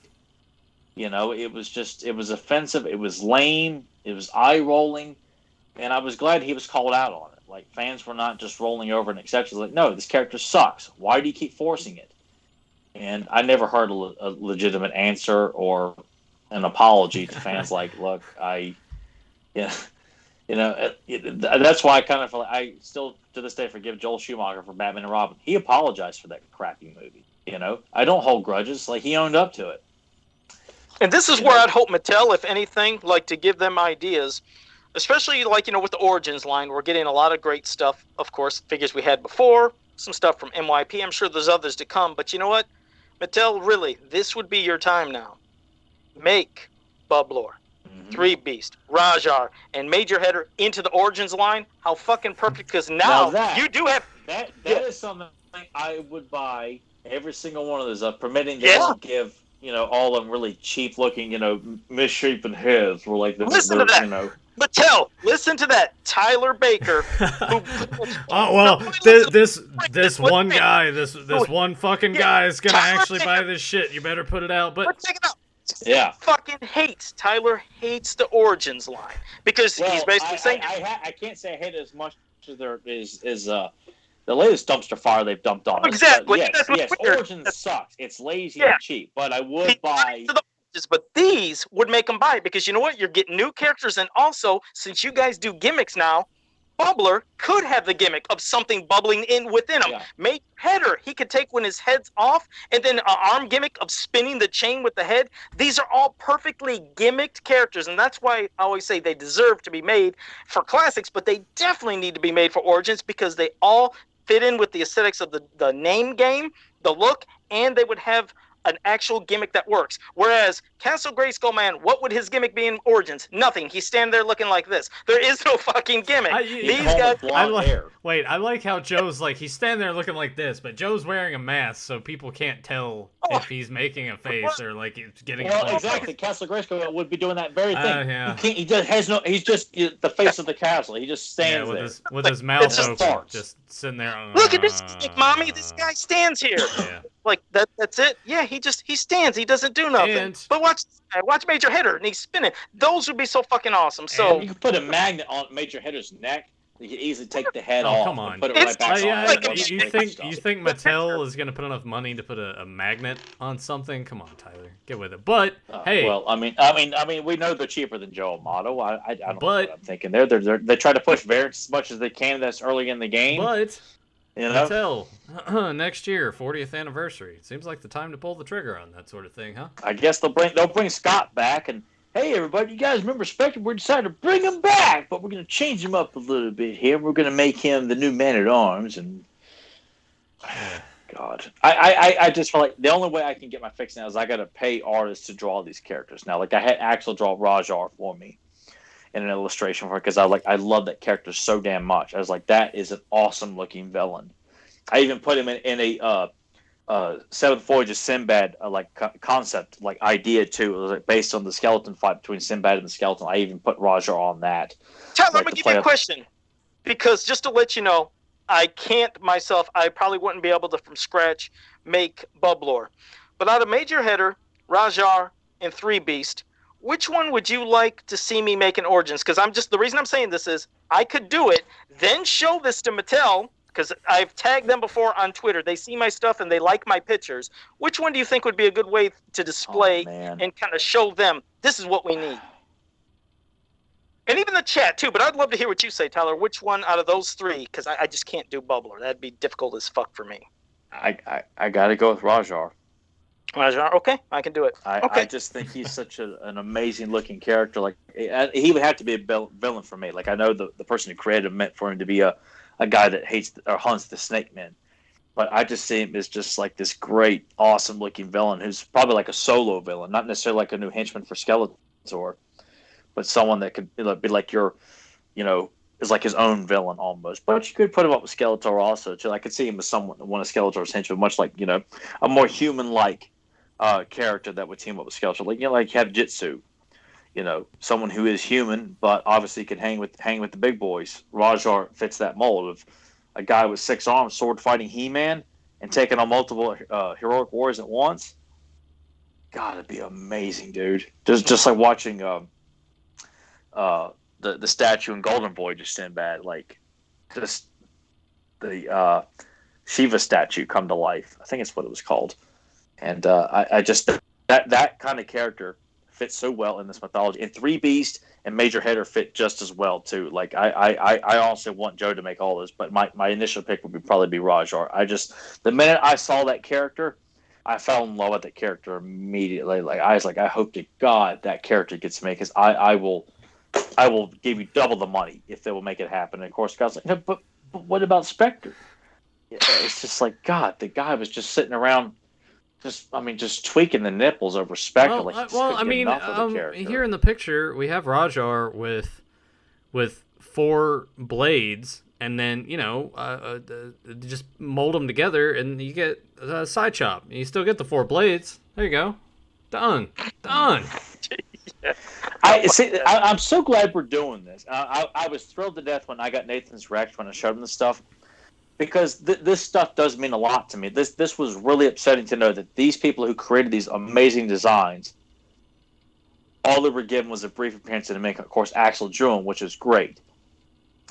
And they were actually fighting the other created characters that should have been made, like Netta, Brainwave, I-Beam, Compactor. All those are great ideas that honestly should have been made into figures too. And as simple as I-Beam. We got Mr. Sir Jeff Johns with his, all playoff Sir Lancelot. Wow, man, so original. You're a really cool dude. Can you write Green Lantern sometime? Brainwave and I-Beam, yeah, they would have been cool. I want I-Beam so bad, dude. Like, that is such a simple figure, but boy, it would be amazing. He looks cool as shit. Figure. He does. Yeah. Because Daniel Carhoonan wanted me to repeat the names. Yeah, we had 3 Beasts, we had Rajar, we had Major Header, and Bubbler there. I didn't mention Gangstor to the upper left, though, because, like I said, he was disqualified. So that's why I didn't bring him up. He is an honorable mention, because I felt like that was something, like, I could see him as a mercenary. Everyone loves mercenaries, hired hands going out to hunt the heroes. That's He-Man can always use another mercenary or another bounty hunter, and and you could picture him sort of because I've been watching Silverhawks and Spectacular Spider-Man. I could see him just based off of that look, kind of having a bit of a southern twang to him, a little bit, just like a very off the cut. You're thinking of Shocker, aren't you? Maybe I'm thinking about old Montana. You don't know. Which, yeah. I was going to say, Grim in the chat room said, Netta is awful. I mean, no, agreed, the weird-looking design. Axel did a very good upgrade of that character where she is... It was like a transformation, form. Right? Yeah. Yeah, like what we're talking about, what Grimbot's talking about is like the initial... Yeah, that's goofy as hell. But when Axel drew an actual woman whose body is made of net... And she cool. Expands her body, kind of like Mr. Fantastic. That was cool. Like, because the original Netta would have been, the original Netta would have been too strange to even make in figure form. It was very, like for 3-year-olds, like a Fisher Price toy or something like that. Yeah, it did. Well, it made you wonder if they took the ideas of Netta into Netassa with a net gimmick. You never know. And of course, as Grimbot said, a lot of people said I-Beam. Well, optic. But yeah, I mean, eyes and eye. But I still don't think that's what led to optic. I don't know. I think that's just I don't see that as a connection, because I-Beam is. I mean, it's a giant eyeball with 2 legs and 2 arms with a spear. Like, it's a very simple. You might even say kind of goofy, but. Hell, when Axel drew those, like, I mean, if you didn't believe in that character, look up his illustration for I-Beam and or the images from that one mini comic that feature all those characters. I mean, they're so beautifully done by Axel. I'd love to see more of those done. Like, I'd love to see Kevin take a shot at it, or some of the other artists that me and Joe like to praise and celebrate. Take some cracks at it, because I want these characters to become more well known. I want them to be. Honestly, those people who missed out getting a figure, those characters should all become part of the canon. They should be the lineup of Skeletor's new evil warriors. I would support every single one of the characters we talked about tonight being a member of the evil warriors. Like, every single one of them. I mean, they deserve. I'm so glad when Joe suggested this, because I really wanted to hammer how much I love those designs with all my heart. Like, I just thought every single one of those, like, my God, I want to shake the hands of everybody who created these characters. I was just so infatuated with them. Like, oh, they fit so perfectly. And I just, it's devastating. It's tragic. And I don't want them to be forgotten to time. I mean, I don't want them to go the way of the Spectre, where people don't give a shit and want to forget about it. I want these characters to always be remembered and celebrated. I want them to show up in illustrations and fan art. And I want Joe to do. If Joe does a Rajar, hell, I'll have to buy it. Well, I'm going to make them. Like I said, I want these characters, like you said, to be given life, to where then maybe Mattel would wake up and say, shit, we should put these, because they own the concepts and the rights to all that, so they could make these characters a reality, and they should. I mean, there's beyond all the stuff we can get from mini comics and cartoons, this line could be, in reality, for Origins. I mean, that could go on for a long time. That's what this whole line was supposed to be. When we got that Prince Adam He-Man 2-pack with, like, the DC-style Prince Adam, I really thought that's what the slime was going to be. It was going to be honoring things of the past, maybe some new stuff, an amalgamation of He-Man, She-Ra, New Adventures, NYP, maybe the movie. We don't know, but it was just like this, like how Marvel Legends has gone all over the place with the past, the present, maybe all just with their ideas and characters. And that's not what Origins at all. It's just about sloppy, head jobs. Seeing as yeah, definitely on a lot of. But seeing as they did do Keldor and Cronus, it's like, okay, you guys are reaching out to MYP, so you guys should be able to reach to everything else. Variants, though, like even though Axel's box art, like it was a great idea and an homage to the Power of the Horde book.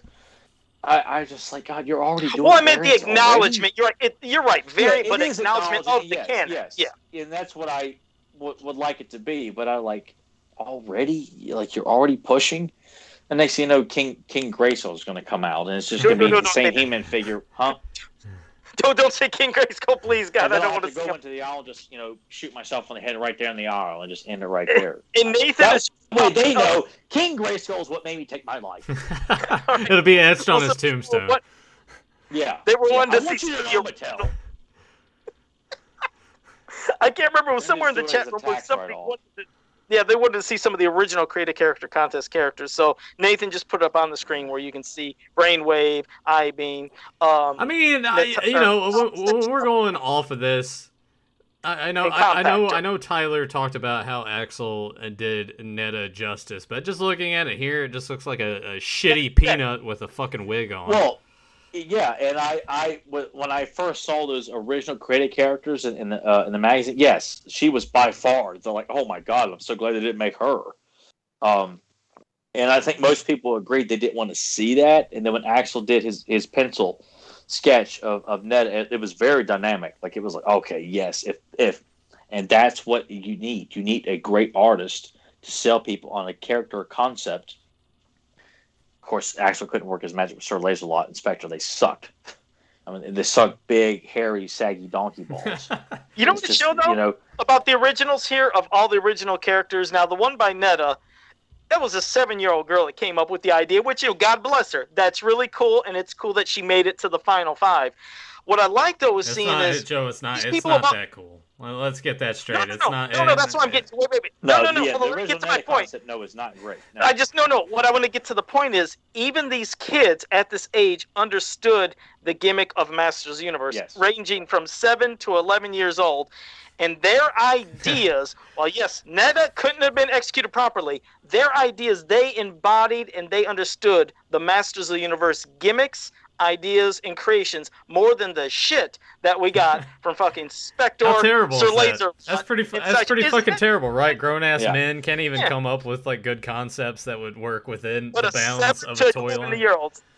I wish Jeff Johns would show up at one of these conventions me and Nathan go to, and I could just say, God, I hate your contribution. Well, see you later.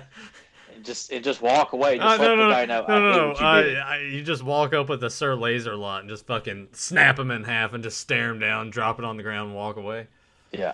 Thanks a lot, dipshit. You know what I would do? I'd have to be the smartest that I would come up there with the Sir Laser-Lot figure and say, this is a pretty interesting concept. And then I would pop off the head and put on a Superman head and put the S emblem right on the chest, like, real original, and then walk away, because basically you can fucking do it. It's like, there's your Superman. Oh, wow. Flip his table over, Yes, that's it. Could you imagine he wouldn't understand the concept? I come up and like, this podcast's over, and I flip it. He's like, what the fuck was that about? I think Joe would wait until there was a break in there where Jeff Johns has gotten food brought to him, and then Joe would do something and then take his food and then flip the table. No, Joe should pick his nose and hey, you like that? You like it? You're not going to eat it now, are you? You're not going to eat that, though, are you? Like, when he's done, playing up the joke, he's like, I didn't think you would. Thanks, buddy. At least I get something back for making me be forced by that piece of shit character.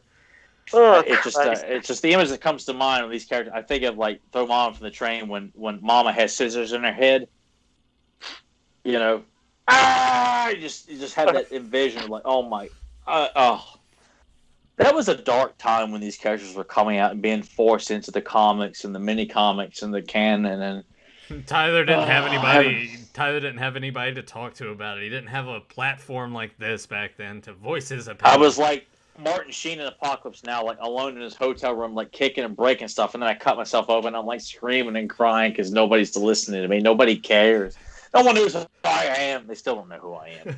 But it was just I was so when you see potential and it's wasted because somebody else is like, I'm in charge here. I'm running the show, and that's what it often felt like with Scott. That it was his own personal playpen, and he could do whatever he wanted.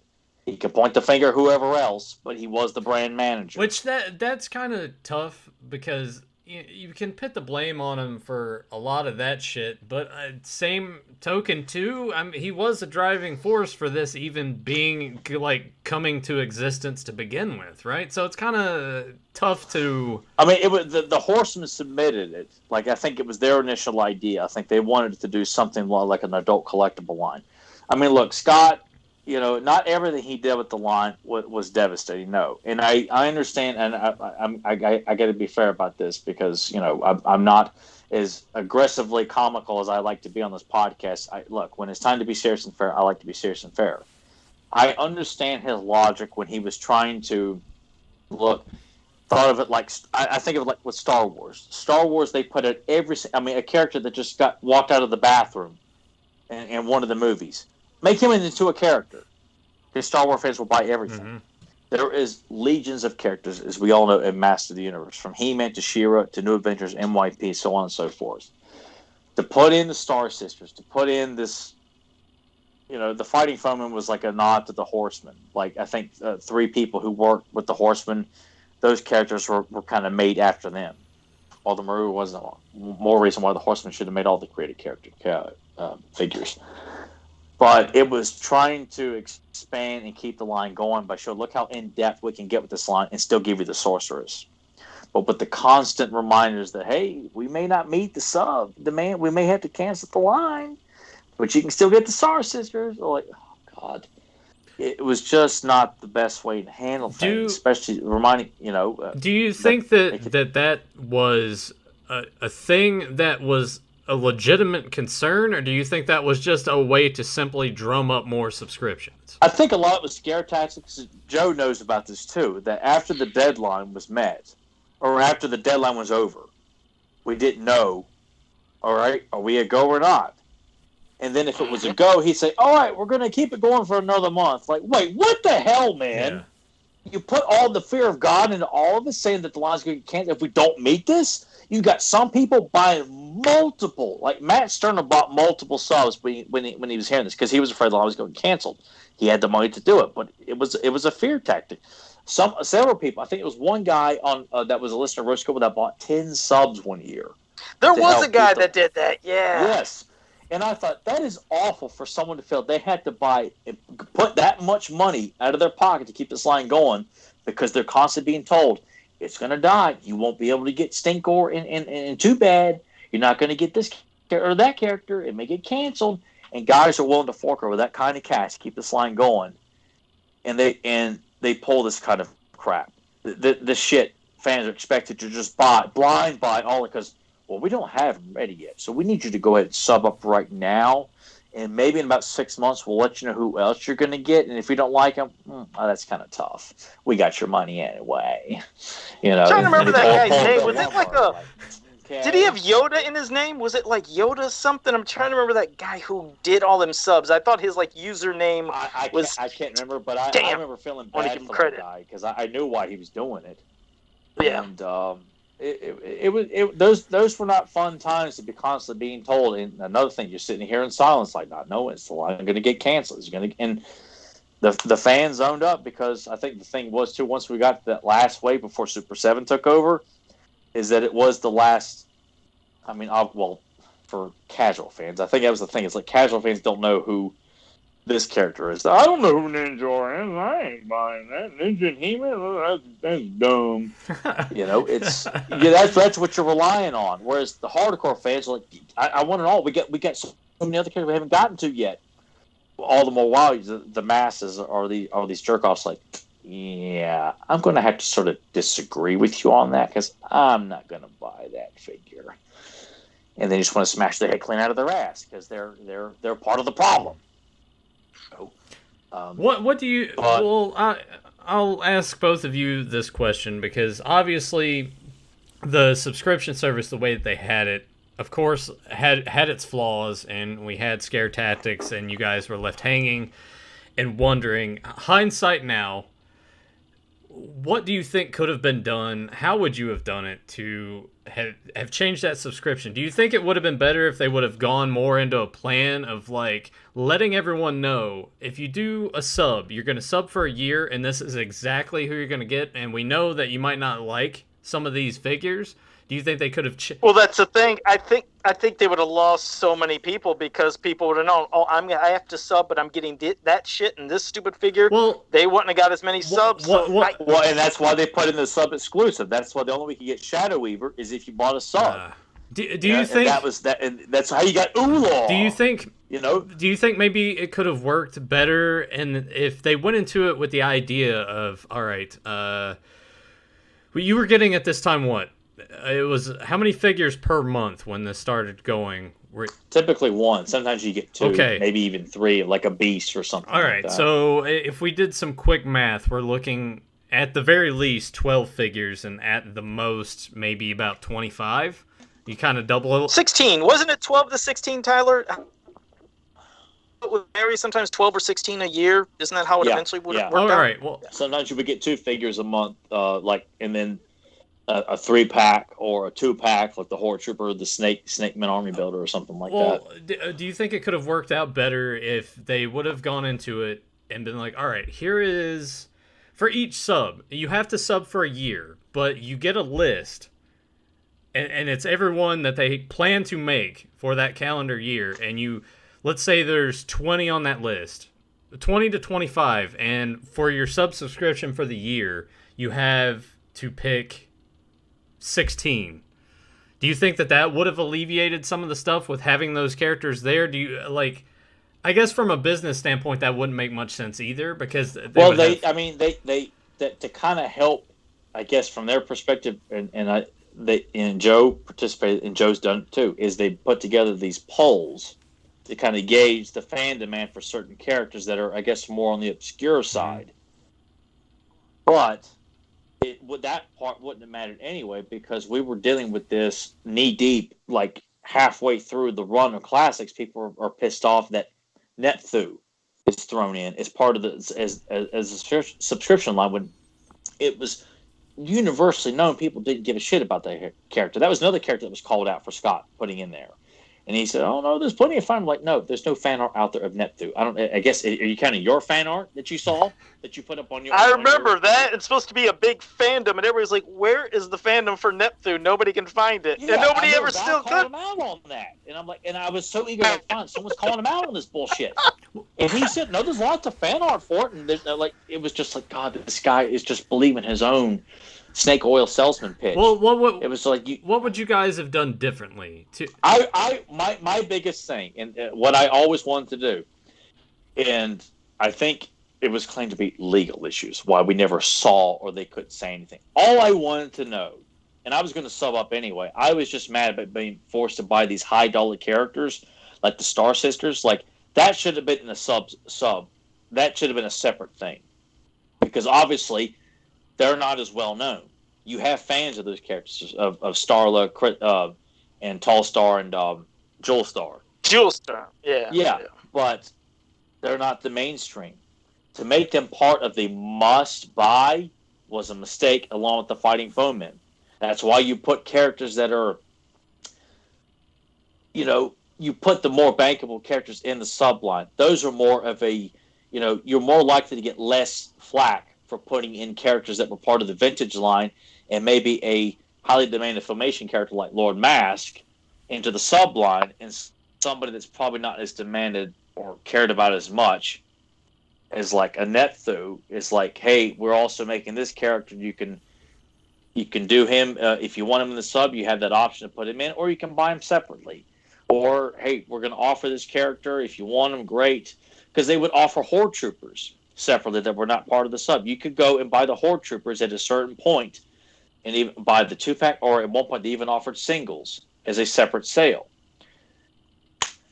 But I would have just preferred a list I was always excited. I was going to buy it no matter what, and that's what I constantly focused on, which is why I missed out on so much stuff. But I would have preferred we get 6 reveals at San Diego, 1 or 2 at PowerCon, and we are given a list with 4 or 5 names of who are the next. Because obviously Mattel is setting this up in advance. They're putting the wheels in motion. This character needs to go into production by this date. They've already got the plan going. So according to some legal nonsense, they can't say it. But I'm like, I don't see the harm because Scott would pull this. When San Diego was over, he would put a weapon of a certain character in the case to let you know who was coming. Oh, Snakeface is coming. Well, what about legal issues? I thought you said you couldn't announce anybody past. It was like constantly like, okay, which is it? You can or you can't. So I think it would have alleviated a lot of worry if people felt like, hey, we are getting an important character in December, the last month of the year. And then the beginning of the following year, we're getting another important character. And maybe, I just think in text, in print for the fans, a list of the other 6 of the year and the Beast and the sub-exclusive. If you couldn't reveal it, at least let everyone know. Because things like that, people get excited about just seeing who's coming. You don't have to see it yet. You should know what you're getting. The horsemen were behind all of this. Like, you could trust in them. If something screwed up, it wasn't the horseman's fault. It was the manufacturer's part with the reverse shoulders and stuff like that. I think it's simple. I mean, Joe, would you have preferred that? I would. That's what I mean. The whole thing with this, everything with the line, it's hard to say because I know they have the reasons of why they did it the way they did. It's tough. Sure, I would have loved to seen some kind of list. Because I know there's characters I wouldn't have got, and they knew that they wouldn't have been selling shit that even, like you said, they knew, okay, to get this exclusive figure like Shadow Weaver or whatever else, you have to sub up, and then you find out, oh, but there's all these shitty characters. It's like Ular. We just, yeah, like, would you have thought... That's another one of Scott and his goofy-ass concoctions. Yeah, because it was another thing. Sub up for his own boneheaded idea. Because it made you think: would people have still even subbed up, knowing the only way to get Shadow Weaver was by doing the sub, but by still getting all those shitty characters? There still might have been people, if they knew the list, would be like, you know what? I don't give a fuck. I'm not going to sub up. I guess I won't get Shadow Weaver. Because, I mean, there was a shitstorm of stupid characters that nobody would have wanted. I also hated that sometimes they would vote on things at these conventions. I was like, oh, great! Let 20 or 50 people speak for the 8,000 people that might be buying. People who attended PowerCon. Like, one of them was voting on what color Granamere was going to be, which that was a no-brainer. But it did bother me that people that were able to make it to out to PowerCon to California got to decide the fate of some. Yeah, because I think there was 3 main decisions. One was the color of Granamere. The other was the color of Swiftwind, which thank God they chose the Filmation colors and not the vintage. And the other was between Chakotay and Lord Mask, I think, of who would be made. It was something like that, yeah. Yeah, something like that, which, again, I mean, yes, and I love both of them, Chakotay and Lord Mask, so I don't give a fuck. But either way, I didn't like the thought of you're letting this little group of people that might have been 100 or less do their ballots where, fuck, I know that's their perk, I guess, but damn, let us, the 8,000 or more that might have been buying at the time, let us speak up and vote, because we would be definitely the majority of the voice of who are really wanting this stuff. I just felt like sometimes the polls, just to me, drove me fucking nuts. Because I was like, there are so many goddamn fans out there, and you need to reach all these fans and not just a select couple. The same select couple that said, I don't like the Meteors. They suck. Nobody wants them. What about the fucking thousands that I talk with all the time? What about all these fuckers that want them? What about the cult of Amato? Everybody loves Meteors. Oh, goddamn pal. Oh, it's good shit. Yeah, when I go to the He-Man groups, when I go to the He-Man forums and pages and all this shit on Facebook, I don't see people saying, fuck the Meteors, who are these? That would be another fantastic idea with the Origins line. 40th anniversary coming up next year. Do something with the Meteorbs. Alter them a little bit. Introduce them into the line. Do something new. We don't need more variants or new variants or any of the new bullshit we got with this. It's weird that just how all of that happened. For it to come back out of the ashes of NYP, to be that excited about certain aspects of it, only to be bogged down with scare tactics and botched create a character contests because we showed everybody up there what we could have gotten, and it's just disappointing. Because think about all those people that went through that and had great ideas, and this is what you're going to get out of all of this. That's what they're going to run with. I'm kind of glad that I came into this well after the fact, because I can look at it differently than you guys did, because I didn't live through it, other than the occasional hanging out with Tyler and we're just sitting there in the car. No one's really saying anything. And then all of a sudden, Tyler's like, oh, man, this is what they're doing with this. I'm like, what are you talking about, dude? I would never really could vent too much about He-Man to Nathan, because it just wasn't his initial interest. But like, you did do it quite often. Yeah, because a lot of times Nathan would ask me, because I'm not someone that's really inclined to go out of my way to complain to people about stuff.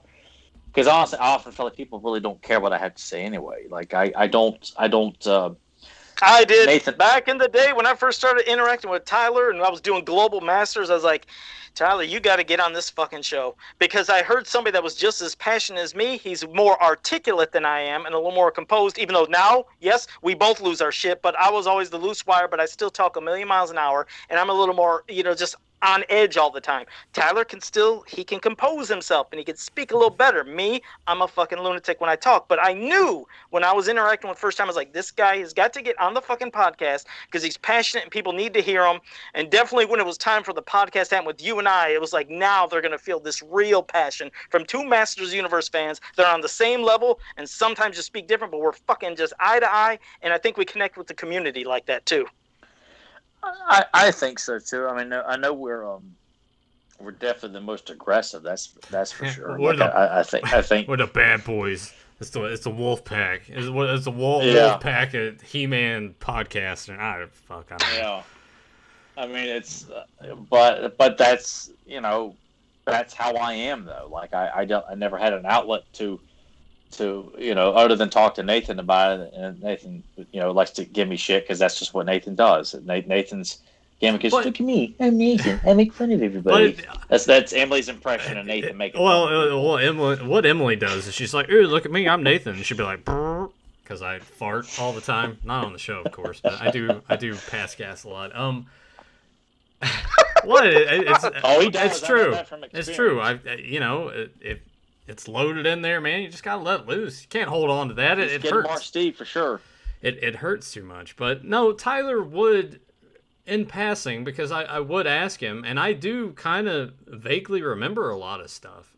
I would go over to his place, and he would have the newest editions there in the floor. Sometimes they would already have been opened and still kind of laying there. Sometimes they'd be in their box, and I would be like, hey, what is this? And he would go on to explain a lot of the times. He's like, yeah, there's this. This is what this was in the subscribe. I didn't want it, but I had to get it. And I'm like, that sucks. And I think that kind of deterred me a little bit, because there were points in time where Tyler would be like, hey, if you went to Matty Collector, they re-uploaded He-Man or Skeletor, you should go get one. And then I wouldn't do it because I'm stupid. But at least I had that opportunity, I guess, for that to come a little more after the fact, after they've done that. Which we've kind of gone long in the tooth with this, but it's funny too that they would do that scare tactic. You have to sub, you have to sub, you have to sub, and then here's a good chunk of shit that just shows up at Big Lots. Like, that's frustrating. That's what got all of us. All of us, especially when we were under the impression that they fucking sold out with some of the figures. Oh man, they just sold out immediately and quick. God damn it. Oh fuck, white screener, that's got me again. Can't get this fucking figure. And then yes, a few years later, look at this bulk of shit over here at Big Lots for $10. It's like, oh, I thought these were fucking hot sellers. I thought they sold out quick. And yeah, that was another kick in the balls. Good for me as a customizer, but everybody else, I can imagine being super pissed when you were under the impression of one thing and you got something else. Oh, and I have to rip this one too. Another one that we were goofed on, I think after we subbed up, was the faceless one. Or not faceless one, the unnamed one. Oh, I was hoping we go podcast because the whole time I was thinking about that piece of shit. Because remember, we were all the stuff that Scott was forcing into the toilet. We were guaranteed this was going to be one badass custom. Oh my god, you guys won't believe what you're gonna get. And when we got it, we we're like almost with the reaction of other shit, like, really? That's it? what a pile of horse shit. That's not what we would have expected or imagined from back in the vintage line of what we'd have got of that version. It's like, wait, what is this thing? Oh, I fucking hate that figure. God. So I sent something to Nathan. I want you to pop it if you can up on the screen. I have my phone here because I don't have Facebook open, so I have my phone here and I see green blinking lights, and I'm like, oh, Joe sent me something else I got to put on the screen.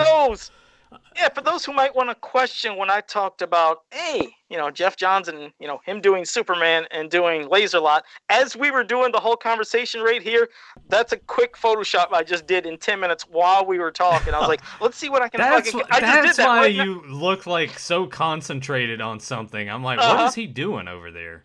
Well, and so I still heard it. Listen to me while I was giving my big speeches earlier. He was too busy. He was just paying even less attention to you than I did 10 years ago. I'm good at multitasking. I listened to everything he was saying as I was doing it, and I was even talking while I was doing it. But there you go, everybody. For those who want to question it. Joe, what color did I say Laser-Lot was severely lacking earlier in the conversation? Red.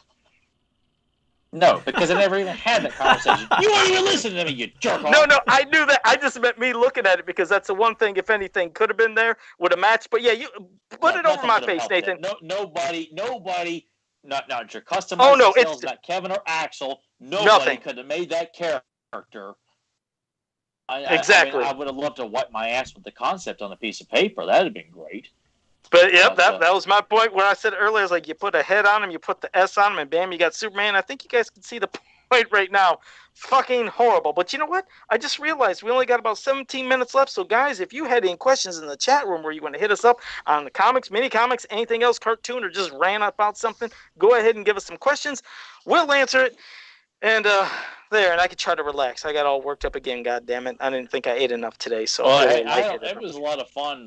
Going down this rotten memory lane of just disappointing, being duped out of money to buy characters that we didn't want by people who weren't passionate fans of He-Man. Just incredibly disappointing. Just even looking at it again, like it's one thing to see the images of what we could have had and reacting to that, but just having it there with what we got and what we could have had, it just the stark difference between all of it.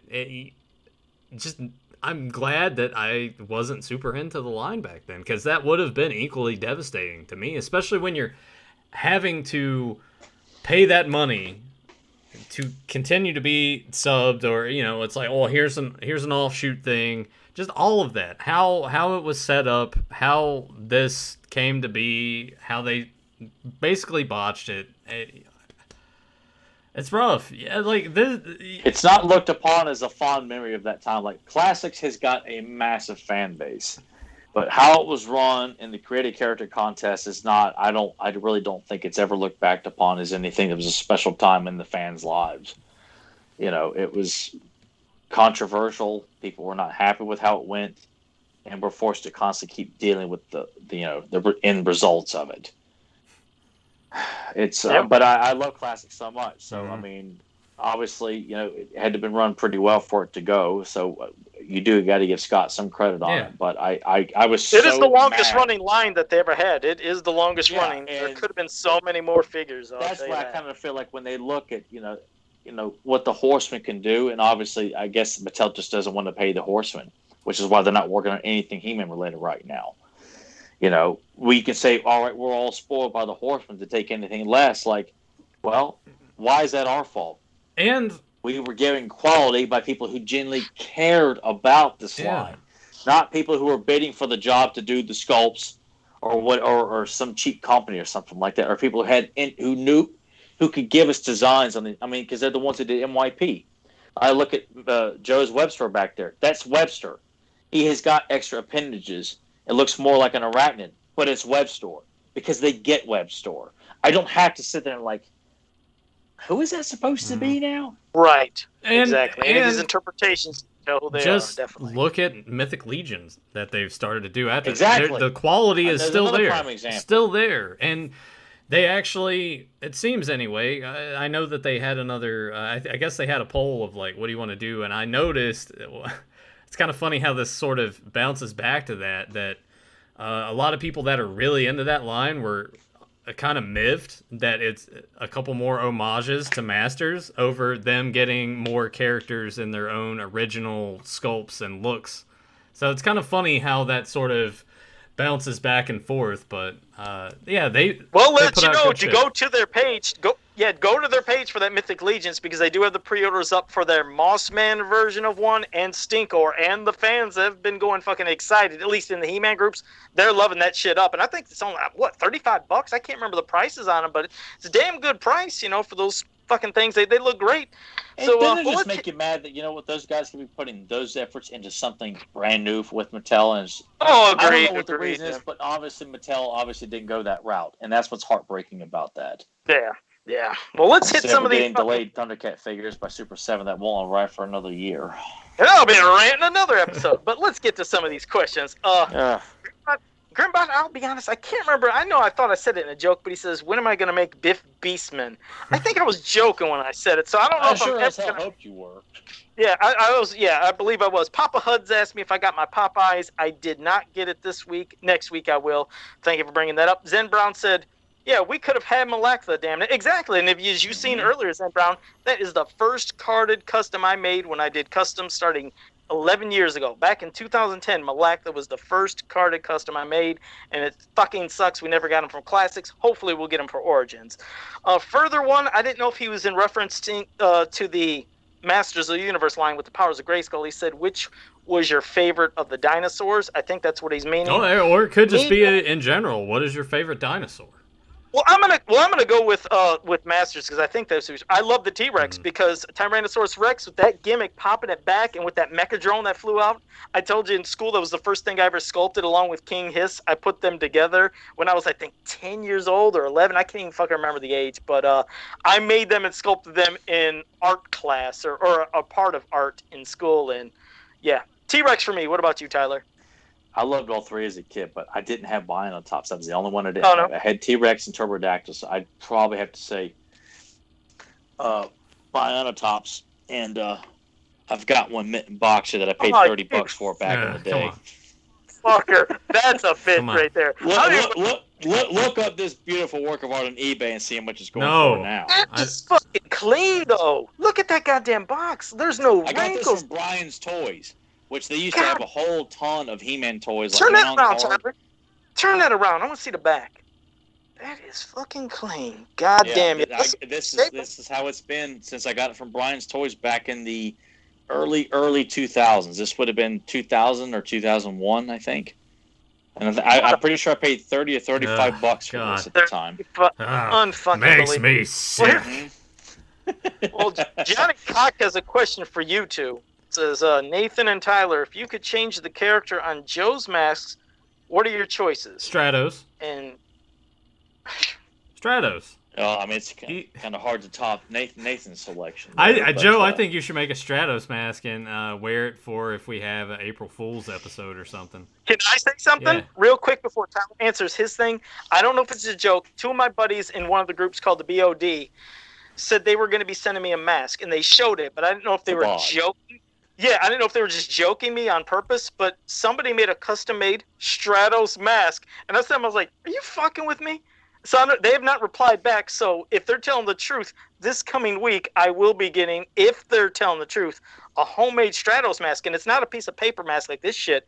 Somebody fucking actually made one. I was like, God damn, Stratos. You're going to have to change your look up now. Well, no. If they really send it, wear it for the episode, but that's going to make... From now on, if it's great quality and you can breathe in it, yeah. I won't be able to. It's a head mask over the whole head. That's why I do the papers, because I got all this space here. I'd fucking like fall over and collapse during the show. But, Tyler, what would you want me to wear, I guess? Because then the other head of Modular. Okay, all right. In which I do have the other head. I just never... Hold on, stay right there a second. I'm trying not to knock everything over. And he's going to knock everything over. No, I'm not. Yeah. And that person... yeah, well, I'll be damned. Yeah, that's I think buddy. Here's my question: who has paler arms, me or Joe? Me. I am. I don't know. Ghost white. Go ahead. I might be half. Put your arm up there, Joe. I'll tell you what. No. What don't help? First, I'm gonna say I might be half Italian, but I sure don't have the complexion of my dad. No, really. Dad, Joe. Hold on. Let me finish. All right. My dad's got black hair. He is completely dark as hell. I got ghost white, but also I have this light above me that makes me look even ghost whiter. No, put it back up there. We'll let the fans decide. Hey, there's Joe's He-Man name. He's Ghost Whiter. Oh. Or a shitty Marvel character. Oh man, that just sounds like somebody with a lisp trying to say Ghost Rider. Yeah, Casper would be. And when I say that, hey, if there's anybody out there that has a lisp, whatever, it's cool. But I'm just. Hey, Pat Sajak got in trouble for doing that not too long ago. No, all right, well, I don't mean it. Contesting had a lisp. I'm like, that's not cool. I don't mean it in a malicious way. It's just how it sounded. Well, hey, anything we're doing, it's not meant to be ugly to anybody. Like Nathan's saying that, like I know he's not saying it to be malicious. But or something I got to put that out there just in cases. Well, but yeah, we certainly don't want people to, I don't give a shit how you. We don't care if you're offended by our opinions on He-Man and stuff like that, but we're not. Speaking of how people talk and how things sound, I felt incredibly dumb today because for years. Shut up, Joe. This was one of those things that is a completely Southern-based thing because my parents say with their dialects instead of washing machine or they say washer, and instead of diarrhea they say diarrhea, right? So my entire life, I thought that was just people trying to be silly when they say diarrhea. That's just, like they just think they're being cute and funny. It's the dialect. So I've always known it as chest or drawers. And today I just realized it's chest of drawers. I feel like a moron. I was like, how did I not put this together my entire life? I feel so dumb. Well, hell, I knew that. I don't know. It's because you failed in French class. Yeah. No, that was on purpose. I know. I just wanted to bring it up. Third year. Nathan. Yes. Oh, go I was ahead. going to say third year French class because I took 3 years of French. Barely remember any of it. But the third year was senior year. I had enough credits to graduate, and I didn't give a shit anymore. And I would just, because I didn't have my license, I wasn't driving at the time, I would have to ride with my cousin and listen to shitty rap CDs from the early 2000s. And I would sit there, because French 3 was the first class of the day. And once I stopped giving a shit, I would just go and sit there and like fall asleep or whatever. And I handed her my textbook one day, and she's like, "What are you doing?" I'm like, "Well, it's mathematically impossible for me to pass the class, so I may as well just like either not be here or if I am here, just sleep or something." She was like, "Okay, I guess," but she would still include me in like the. She was a nice teacher, Miss Myers. Yeah. I had her for Spanish. So she was a super nice lady. Super understanding. Yeah, she was like, whatever, but she would call on me to do these little group scenarios. So you would have a situation where here's two people at a diner and they're ordering food in French, and then you have the waiter. Guess who got to play the fucking waiter? It was me. And I would go up there and I would nail it. And then I would walk, and she would stop me as I'm walking past in front of everybody, which I guess was mildly embarrassing because you're up in front of everyone and you're being singled out. But she would be like, Why are you wasting your potential? She's like, you know this stuff. Why? I was like, huh. And I would just go back and sit in my chair and just lean back and be like, whatever. How much longer we got? Fucking slacker. Yeah, I didn't care. I'm like, I'm going to graduate anyway. I really don't need this credit at all. At least you're being honest. And I'll tell you, don't feel so bad about, dumb things, because there's something that I think up till I was 26, thought I knew something, and when I didn't, I felt dumb. My grandmother came over one year, and it was before Christmas time, to help put up some of the Christmas stuff. And I was like, where do you want to put the activity scene? She said, what'd you say? I said, where'd you want to put... Just check this out. She's like, she said, what'd you say? I said, where'd you want to put the activity scene? She was like, what's an activity scene? I said, with Jesus and Mary, Joseph right there. She's like, are you serious, Joe? I said, what? She said, that's a nativity scene. She said, did you say activity? She was like, it's a nativity. I felt so fucking dumb on my whole life. That's like when you go and play games when you're in kindergarten. You go to the activity scene over here. Right. My whole life I was calling that activity scene. I felt so fucking stupid. I was like, how did I not know this? How did I not know this? She made me feel so dumb, but she was laughing her ass off. Section like in a fan-created coloring book. Welcome to Joe's activity scene here.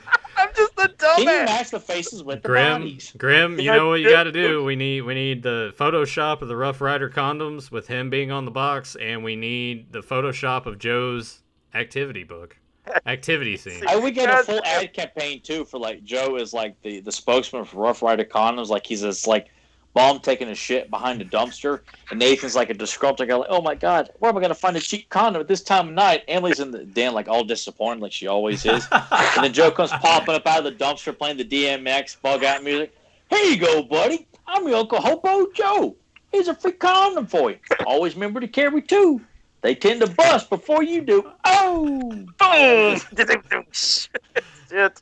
Sportimus has a question. Says, now that we looked at the or maybe Joe's like a really cheap marionette. Like he comes like actually, really dude, tell, like, it would be like the little penny commercials, but it would be like a marionette of Joe. That would be actually fantastic. Oh, Penny from Pee Wee. Oh my God, yeah. Not Is that what you meant? Penny Hardaway. Who? Oh, never mind. I was thinking of Penny from fucking Pee Wee Herman, the little claymation thing. What was her name? What? No, Penny from the claymation, but the puppet on the show was named. Oh God. We're all over God the damn. place here. See, I did another one. Let's get back to an activity scene. You your activity scene here. Yeah. Let's see. Sportimus said, now that we looked at a dark point in Classics line, what was your favorite thing that happened in the Classics line? I won't say mine it's a broken record. So Tyler, what was yours?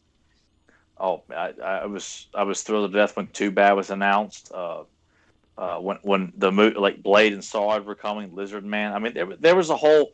Do you have one favorite you could think of? Because I guess he's just pinpoint one thing that you're like, holy fuck, I am so glad this happened. Ular. God. Ready to crack skulls that day. And I would say that would include Super 7 if you wanted to say seeing the movie figures finally being made, if that would have been a thing and an option. That was, but I guess just to kind of coincide with the whole subscription stuff like that. Honestly, when Hero was announced, I was pretty pumped to get that. I remember going on eBay and buying it from a scalper, someone who had like a pre-order for it. And I bought it because it was only a San Diego exclusive. There's no way I was going to be able to get it. And to have Hero in hand, I was so fascinated with that character when it came out. And this was early on with classics. Like only a few figures had been released. I was so proud to have Hero. And he came with the green stone. That was the one I wanted too. So some justice for him, because it was something you probably thought would never happen, especially since I really did. That's why it was so important to get him. I was so. We didn't think we would, because we know that King Grayskull basically took away any momentum from Hero. So when he was the first figure announced for this new line, you figured there is no hope for Hero. So when he came, that was great. Mine, I'm not going to go to a big story, but Sky High, and you all know why. Oh God, here we go again. Yeah. That's why I said I won't say it. What about my moment? When do I get to have an Amato moment? Joe, can you? I'm like Raven. What about Raven? What about Raven? Tyler, remember when I used to do that? What about me? What about Nathan? What about Nathan? Okay. Daniel Carhuna has a question for Tyler. Said, Tyler, how does it feel to get compliments from Dolph Lundgren and Mark Singer about your physique? Oh God, do we really need to do this? Yes, we do. Oh my God. Oh. Let him shine. Have his moment. It's amazing. It really is, because these guys I idolized since childhood. Wanting to be these guys running around with a plastic sword in the backyard is what motivates me in the gym, and I mean that wholeheartedly. Like, you think about being stuff like that when you're in the gym. So for them to, they didn't have to say anything like that. It made me feel really damn good. It's very proud to know that people that you looked up to and idolized and wanted to be like. Tell you something like that when they didn't have to. All the time. God, anytime Tyler meets professional wrestlers, holy shit, they're just like, hey bud, how's it going? They're talking to him like they shared a locker room with him at some point. I'm like, what the fuck is going on here? Nathan's just he's not lying about that. It must have been all the drugs. It fried their brains. All the drugs and alcohol they abused back in the 80s. They think that this guy was around. Come on. I get the compliments on my lips. Who could have been hanging with the boys back then? What can I say? You do. Like I said, you get the compliment on the physique. I get the compliment on my lips. So there we go. Eric Muniz said, hey, remember I said What? Hey, well, Remember when? See, Joe comes off like he's some sort of smut novel spokesman. Joe's got this rosy red lips and cute the saxophone music. And Joe's taking objects and rubbing them across his lips to entice women late at night to call his 1-800 hotline. I bet that's what he does too. Yeah, Joe moonlights. When he says he got to go, no, he moonlights as a phone sex operator for desperate women. Can you rub the phone on your lip, Joe? Well, just it kind of is weird phone ads you see at 2:00 in the morning when you're really sleepy. Look at this funny shit. God damn the kind of stuff me and Nathan would see at 3:00 in the morning when I'm super sleepy and just making fun of any infomercial. Well, Eric Muniz did save the day for me. Remember I said I thought the person that bought all them 20 to 30 subs, his name had Yoda in it. He said his name was Yoda Freakmaster, and he bought 20 to 30 subs. So, I knew I wasn't nuts. A hell of a thing to do. Fat Mom was saying I should have sent Nathan my VHS tape, and he can digitize it to YouTube, the one that I sent years ago. But no, that's the thing. The thing I sent him for that commercial to He-Man.org. That was it. It was you should have made a copy of that to keep for yourself. That would have been an amazing. Do you remember what you said? Can you reenact it a little bit for us? How was it And I just know that I was doing all I know is I had the Bashing Beetle, and I was playing. Do you remember Death Trap Dungeon? I'm probably the reason the contest got fucking disqualified. Death Trap Dungeon on the PlayStation 1, I believe. I had their music playing in the background because it was all adventurous. And I was like, Bashing Beetle, you can grab them and smash them. And it said, too bad won't be coming around here no more. And then he fell over and it said, too bad, Bashing Beetle from the Masters Universe, each sold separately from Mattel. I did my fucking cheesiest shit in the world, and I wish I still had it. It was something Joe's can do his dork voice, oh man, I'm the Bashing Beetle. I want to smash you over the head. I tried to do this fucking. You know what? I think you guys are familiar with the Sweeted movies. That's what you should do next week on the show, Joe. Get your Bashing Beetle, make stuff that you put on paper that you can just put in front of your camera and just recreate the commercial that way. I think that'd be pretty great. God, I'm gonna try to. God, I gotta try to remember how everything was said. But and the thing was, as I was doing him walking away, because I'm trying to edit of me using a camcorder, then hitting stop, another part record and hitting stop. So I had Too Bad go like this, and I held him to make him stand in place. But then he just fell over, and I left it because I was like, oh, maybe it looked like he fell over, like he was scared. It was so fucking stupid. And then I did the picture of all the stuff there when I said that. Too Bad, Bashing Beetle, new from the Masters Universe, each sold from Mattel. It was fuck cool. Doing it on the show next week. You need to film an all-new commercial, since we have digital stuff now, and then send that file to me, and then we'll upload it to our YouTube channel as the Lost Master Universe commercial, because that will tie in with our topic that we have for next week. Which, guys, next week we're going to be doing vintage Masters of the Universe commercial, so that's going to be a fantastic, fun-ass episode. As for this, like I said... Yeah, it's about time we wrap it up. So if we miss questions, sorry about that. Save them to next week. We will get Post them in the YouTube comments if you had questions, and we'll make sure we ask them next week. Yeah, that would be good. Definitely, that would be good. So I did want to thank all of you guys that joined us live, and hopefully, you enjoyed this. And people that are new to this channel, especially with Further One, you're definitely new here. Make sure you like, subscribe, share, and ring that bell so you can always be notified when we go live. And until next time, have a powerful day. I will feed your eyes to the bird's red hair. I don't know it, Nathan. Nathan? Nathan's not going to know this one. I'll just tell you that right now. I'm going to hold 30 seconds for the chat. I don't know that one. I'm going to imagine it's a sword and sorcery film. Oh, wait a second. Beastmaster. Okay, there you go. No. Right? No. Oh, okay. I figured it was because he just Sword and sorcery film. Tyler watches it often. Fuck. Deathstalker? Deathstalker 2? 3? No. None of the Deathstalker films. God, no. Those are fun to watch when you're drunk. Red Sonja? Yes. Hey! Red hair. Good job. All right. Fucking. And JSP didn't have nothing. He wouldn't have got it that time. So, see you guys next. Yeah.